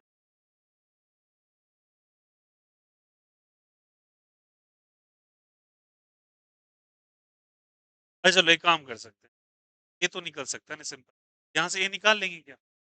ये कैसे निकलेगा, देखो यहाँ से, एक्सेलरेशन बराबर final velocity minus initial velocity by time t। अरे बोलो हाँ या नहीं? तो v की जगह 6, u की जगह 0, t की जगह 1, 6 metre per second square, sorry acceleration होगा क्या? और यहाँ पे 6 मीटर पर सेकेंड स्क्वायर, यही, अच्छा बताने, यही इलेक्ट्रिक फील्ड को ना पलटी मार, एक्सेलरेशन अब कैच में बदल, माइनस में, तो क्या हो जाएगा -6 मीटर पर सेकेंड स्क्वायर। अरे बोलो हाँ या नहीं? माइनस और प्लस, क्यों माइनस हुआ समझ में आया? इसका डायरेक्शन बस पलट गया। और यही वैल्यू क्यों है, ये बात समझ में आया? ये इलेक्ट्रिक फील्ड थोड़ी ना बदला आपने। अरे बोलो, आपने एक बात बताओ, एक का वैल्यू क्या बोलते तुम? p बाय m। ये वो तो मास बदला, बदला, ये बदला, एक्सेलरेशन, एक्सेलरेशन सेम या डिफरेंट? सेम, बट माइनस या प्लस? क्यों माइनस? तो इलेक्ट्रिक फील्ड यहाँ पलटी मारा, इलेक्ट्रिक फील्ड पलटी मारा तो फोर्स भी, और force equals to m into a, तो एक्सेलरेशन भी पलटी। अरे बोलो हाँ या नहीं? यार यस और no? Acceleration doesn't decide the direction of flow, ये दिमाग में हटाएं पहले। आप जब ब्रेक लगा दिए साइकिल में, आपने पैडल मारना छोड़ दिया, एक्सेलरेशन का डायरेक्शन उसी समय रिवर्स हो गया। आप किधर जा रहे थे? आगे। कभी भी ये मत सोचना जिधर चल रहे उधर ही एक्सेलरेशन, नहीं, उधर चल रहे उधर वेलोसिटी लग, एक्सेलरेशन का डायरेक्शन डिपेंड करेगा तुम फोर्स। आया समझ में? तो एक्सेलरेशन आगे जाते हुए, इसीलिए तो ये रुकेगा ना, इसीलिए तो क्या होगा, रुके, समझ में आया? अब बताओ यही एक्सेलरेशन यहाँ क्या हो गया, माइनस। अब बताओ v is equal to u plus 80, बोलो सब, वो क्या लिखेंगे? बोलो बोलो बोलो। v का वैल्यू फाइनली 0, u का 6, a का -6 इंटू t, तो t इज इक्वल टू क्या हो जाएगा 6, t इज इक्वल टू क्या हो जाएगा 6, t का वैल्यू कितना सेकेंड? 1 सेकेंड। बोलो ये गाड़ी कितने सेकंड तक आगे गई होगी? वंस पहले 1 सेकंड चल चुकी थी, 1 सेकंड और चली तो कितने सेकंड तक? 2 सेकंड तक। बट सवाल में क्या, 2 सेकंड और चली तो 1 सेकंड तो चल चुकी थी, 1 सेकंड और चली और 1 सेकंड रिवर्स। अरे बोलो आया नहीं आया? अब गाड़ी किधर हो चुकी है और फोर्स अब किधर लगने लगा? पीछे, ठीक ना? तो इधर आ जाना ये नहीं आया। पर कितने सेकंड तक और चली? 2 सेकंड तो 1 सेकंड चल चुकी, बचा कितना सेकंड? 1 सेकंड। कहाँ पे आके रुकेगी? जहाँ पे ये। अरे बोलो आया नहीं आया? यहीं पे आके रुक जाएगी? 1 सेकंड जाने में तो 1 सेकंड एक्सेलरेशन बदला तो नहीं है। बताओ क्या बस यहाँ पे वापस से आके रुक जाएगी क्या?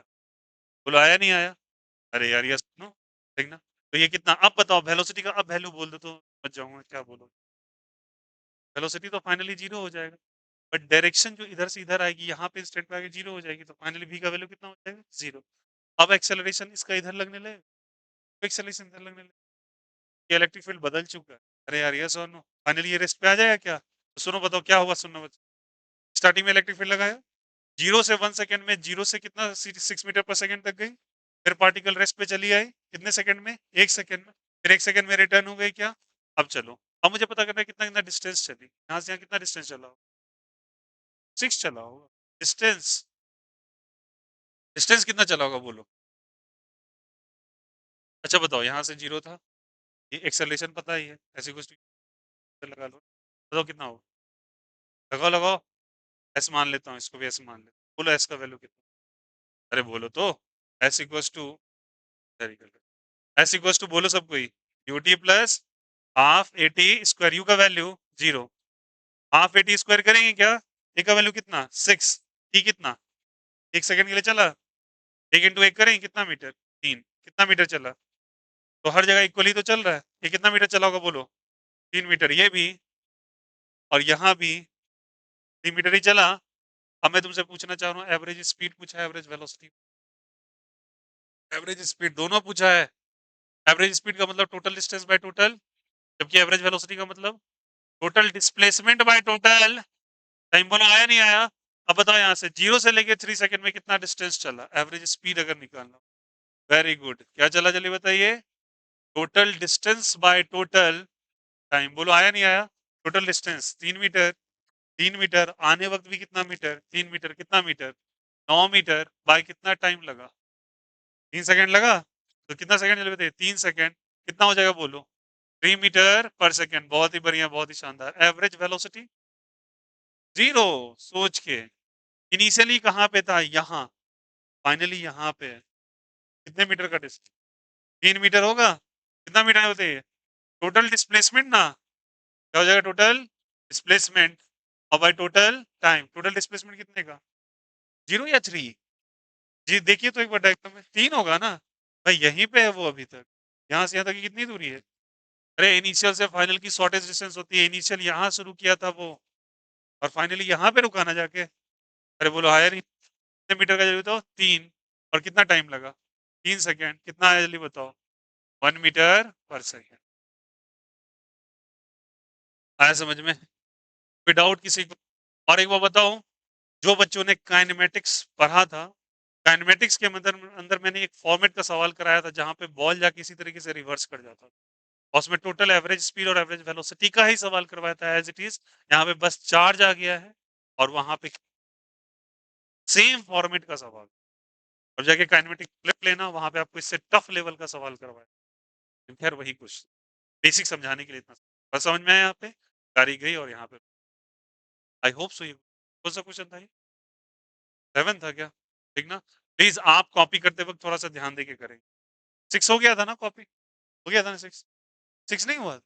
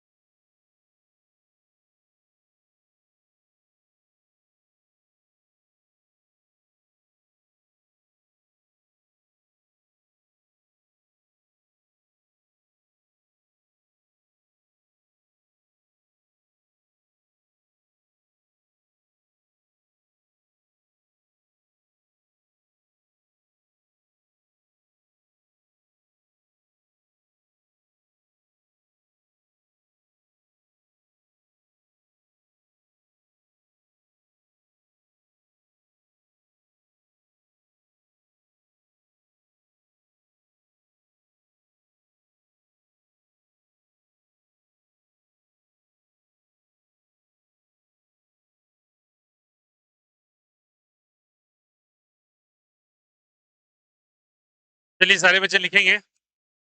देखो, लिखिएगा।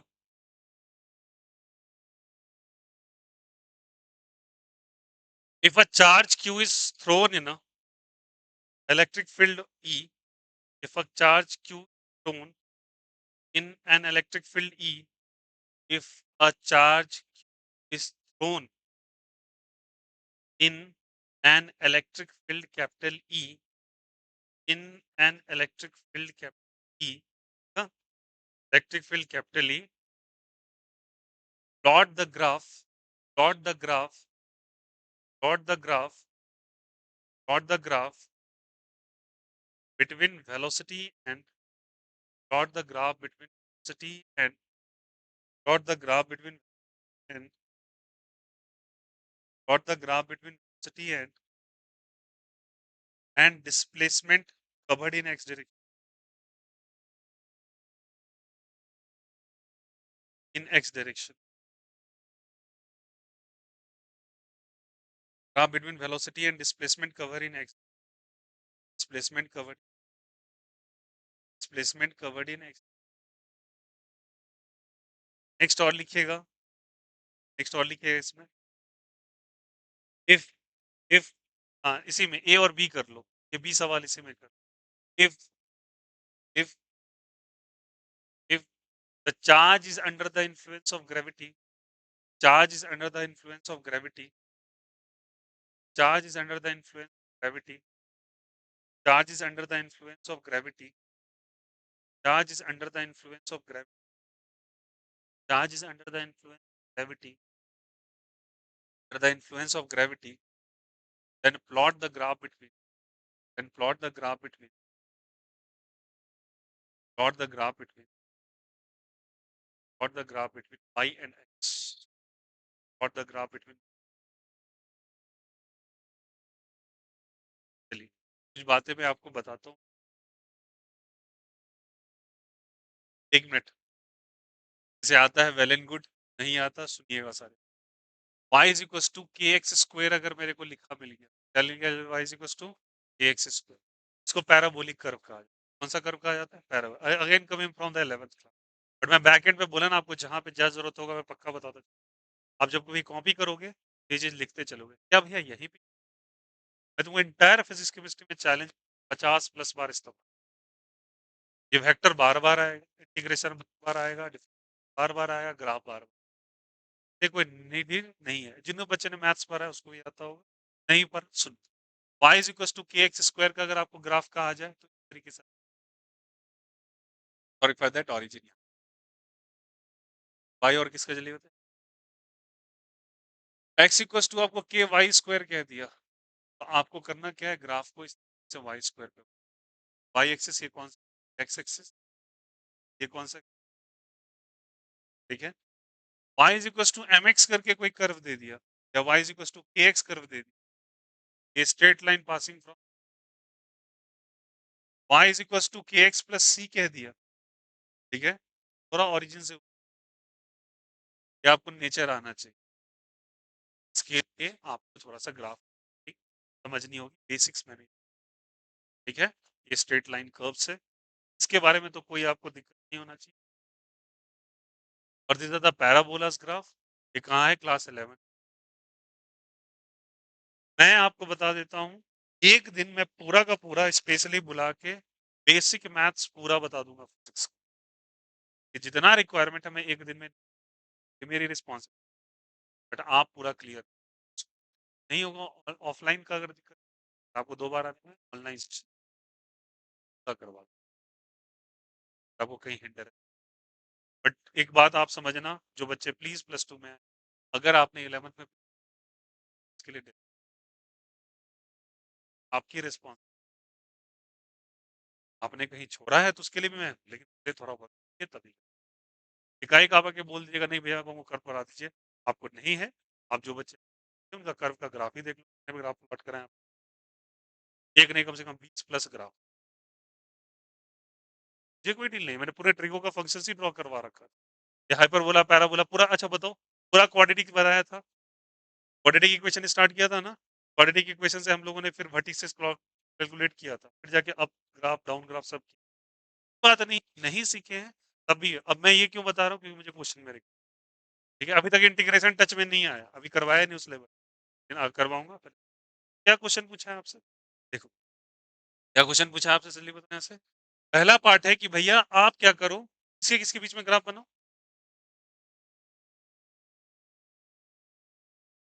Velocity and displacement. चलो सारे बच्चे बताने। मान लेते हैं एक पार्टिकल इस तरीके से जा रहा है एक्स एक्सिस के अलोंग, इलेक्ट्रिक फील्ड ली है, चार्ज है, बोलो आया नहीं आया, कई बार हो गया। D square is equal to u square plus 2as लगा सकते हैं, आया नहीं आया। ये कौन सा एक्सिस के अलोंग जा रहा है, एक्स। इनिशियली क्या चीज में था, रेस्ट में, तो यू का वैल्यू 0, तो क्या लिखेंगे, v square is equal to 0 plus 2as लिखेंगे क्या, अरे बोलो हाँ या नहीं। एस कौन से डायरेक्शन का डिस्प्लेसमेंट, एक्स, तो एस की जगह क्या लिखेंगे, ए एक्स लिख देंगे क्या। ए का वैल्यू बता दीजिए, का वैल्यू कई बार हो चुका है, v by m. We square is equal to क्या किया बोलो यार, e by M into x, बोलो आया नहीं आया। अब बताओ यहाँ पे, तो यहाँ पे d square is equal to e by m को ऐसे ले लो और ये क्या कर दो एक्स। अब सारे बच्चे बताओ, डी स्क्वायर चेंज होगा, चार चेंज बदल, एक से ई, एक ही है, मास नहीं बदल सकता। ये और एक्स के बीच में ग्राफ प्लॉट करने का,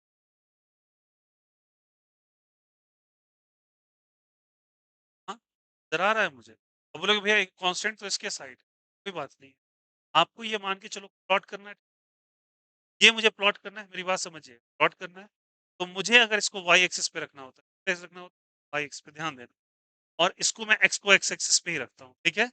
ये डिस्प्लेसमेंट और इसके बीच में ग्राफ प्लॉट करने का है ना। अब बताओ इसमें गौर कीजिएगा, वाई किस पे है, सॉरी स्क्वायर किस पे है, ग्राफ भी वाई पे रखा हो, अरे बोलो हाँ या नहीं है, सुनना अच्छे से। ऐसे मान लो कि ये कटोरा है, क्या जल्दी बताइए, ये किस पे स्क्वायर है, तो ग्राफ भी किस पे रखा हुआ है, आया। अब इस थोड़ा सा इसको थोड़ा टिल्ट कर, समझ में आया, इसको अगर मैं घुमा देता हूँ कटोरा किस पे रखा हुआ, अरे बोलो यार, इसको 90 डिग्री पे रोटेट कर दूंगा तो ये कटोरा वाई पे नहीं रखा हुआ है, तो बताओ ये मेरे लिए वाई एक्सिस पे है, ये कौन सा एक्सिस पे, वाई पे। तो क्या वाई पे मैं क्या वी स्क्वायर रख सकता हूँ क्या, वी, बोलो आया नहीं आया, और एक्स एक्सिस पे तो एक्स है ही ना, तो किस पे स्क्वायर है, वाई पे स्क्वायर है, बोलो किस पे स्क्वायर है, वाई पे स्क्वायर का कौन सा प्लॉट बनेगा, अरे बोलो नहीं बनेगा क्या, अरे यार यस और नो, आया समझ में, तो मैंने इस का ग्राफ बनाया है क्या, कोई दिक्कत किसी को। अब मुझे बताना है यहाँ पे, वी पे मैंने क्या किया लेते स्क्वायर, वी पे क्या किया लेते स्क्वायर, वी पे स्क्वायर किया, तो मुझे एक बात बताना है यहाँ से, वी पे स्क्वायर किया, और अगर मुझे भी और एक्स के बीच में ग्राफ बनाना पड़ता, मेरी बात को अच्छे से समझिएगा, भी और एक्स के बीच में ग्राफ बनाना पड़ता, भी पे मैंने क्या कर दिया स्क्वायर, भी और एक्स के बीच में मैंने ग्राफ बनाया। अब सुनना, मैं ये टर्म को ओमिट कर रहा हूँ ग्राफ, सवाल फिर से कराओ, आपने ऐसा क्यों, एक बात बताओ, टी पे तुमने ग्राफ बनाया भी और एक्स बनाया ना, किसका ग्राफ बनाया, टी को ऐसे बनाया तुम, और एक्स का बनाया, तो मैंने इस ग्राफ पे बना दिया स्क्वायर, मेरी बात को अच्छे से समझिए।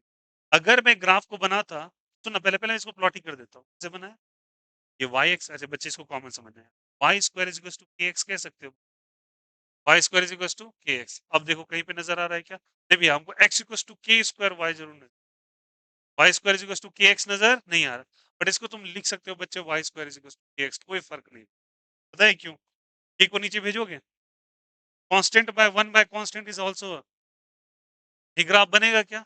और अगर मुझे ग्राफ प्लॉट करने के लिए कहता, सुनना, बी स्क्वायर और एक्स का, जल्दी बताइए, बी स्क्वायर और एक्स, एक बात बता, मैं ग्राफ और एक्स में ड्रॉ, यहाँ पे किस में, बी स्क्वायर और एक्स में, इस पूरे भी स्क्वायर को तुम मान लो वाई, क्या मान लो जल्दी बताइए, और इसको मान लो के, अरे बोलो हाँ या नहीं है, और इसको क्या मान लो एक्स, तुमने यहाँ पे वाई की जगह क्या रखा है, बी, जहाँ पे यहाँ पे तुमने वाई की जगह क्या रखा है, Y is equal to k x बन गया ना, अरे बोलो आया नहीं आया, और Y is equal to k x graph दिख रहा है, कैसा बनेगा, स्ट्रेट लाइन या कर्व,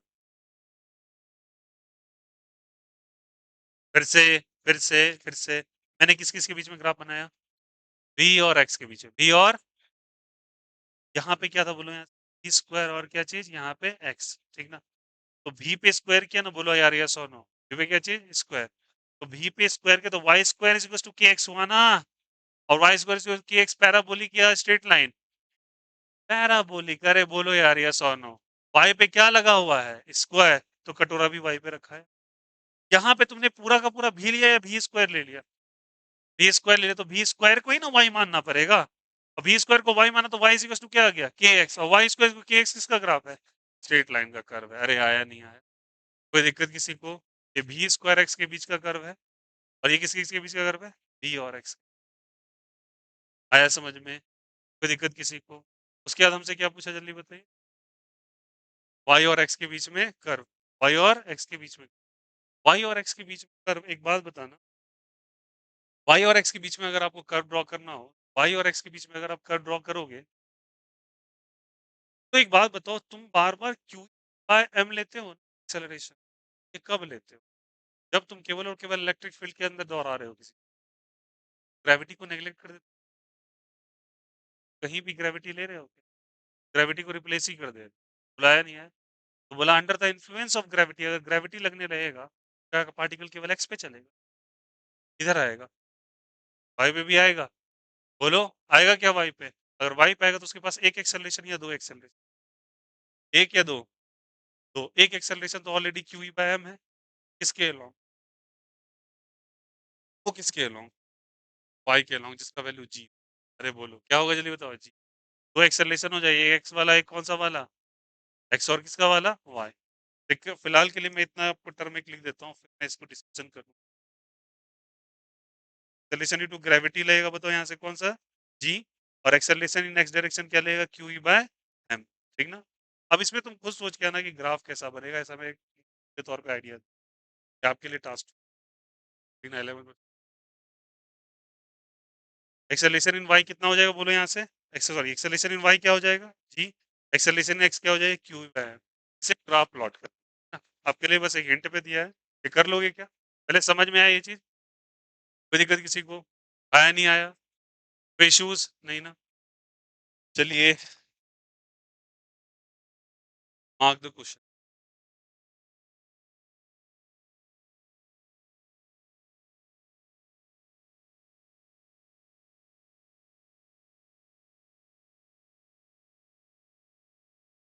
देखिएगा 9 10 11, 9 10 11, 23 24 25, 23 24 25, और इसके बगल में लिख लीजिएगा नीट पी वाई क्यूज,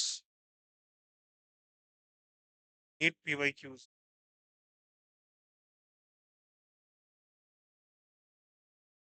ठीक ना, ताकि आपको दिक्कत ना हो इसमें।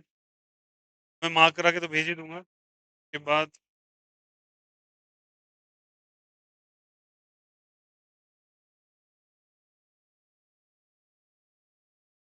चलिए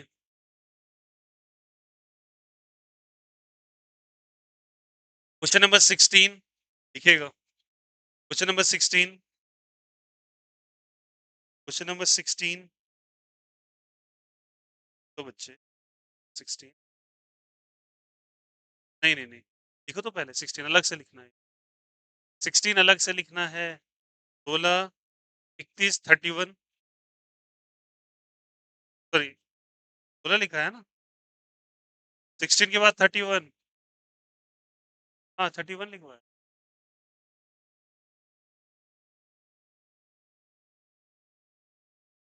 46 49,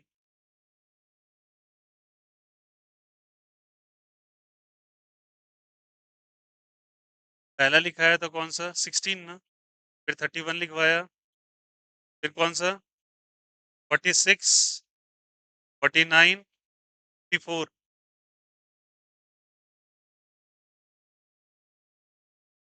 सॉल्यूशंस में सबका भेज दूंगा, इसमें लिख लो जेईपी भाई, और उसमें ब्रैकेट में लिख लो जेईपी भाई।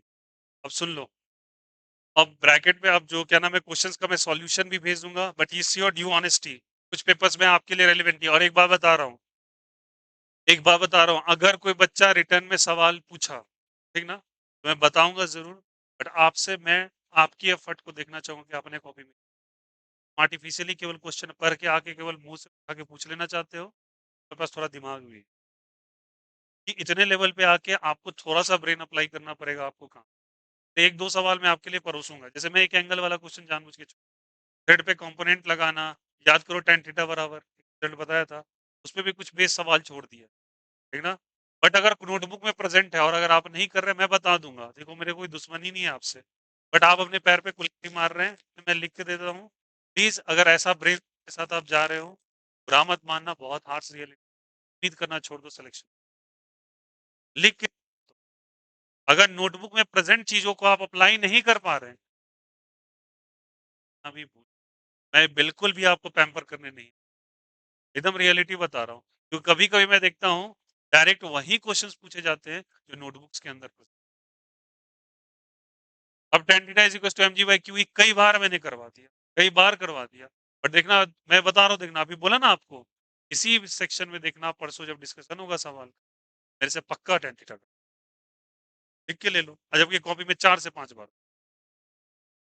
और सबसे ईज़ीएस्ट लेवल का सवाल करवाएँ। इसलिए प्लीज़ पहले आप पेन लगाएँ, पूरा ब्रेन लगाएँ। जब आपको नहीं हो रहा है, सॉल्यूशन भी देख के बाद नहीं समझ में आ रहा है, सॉल्यूशन देखने के बाद भी नहीं समझ में आ रहा तब मैं पेपर एक-एक भिजवा देता हूँ, आप प्लीज़ कर लीजिए।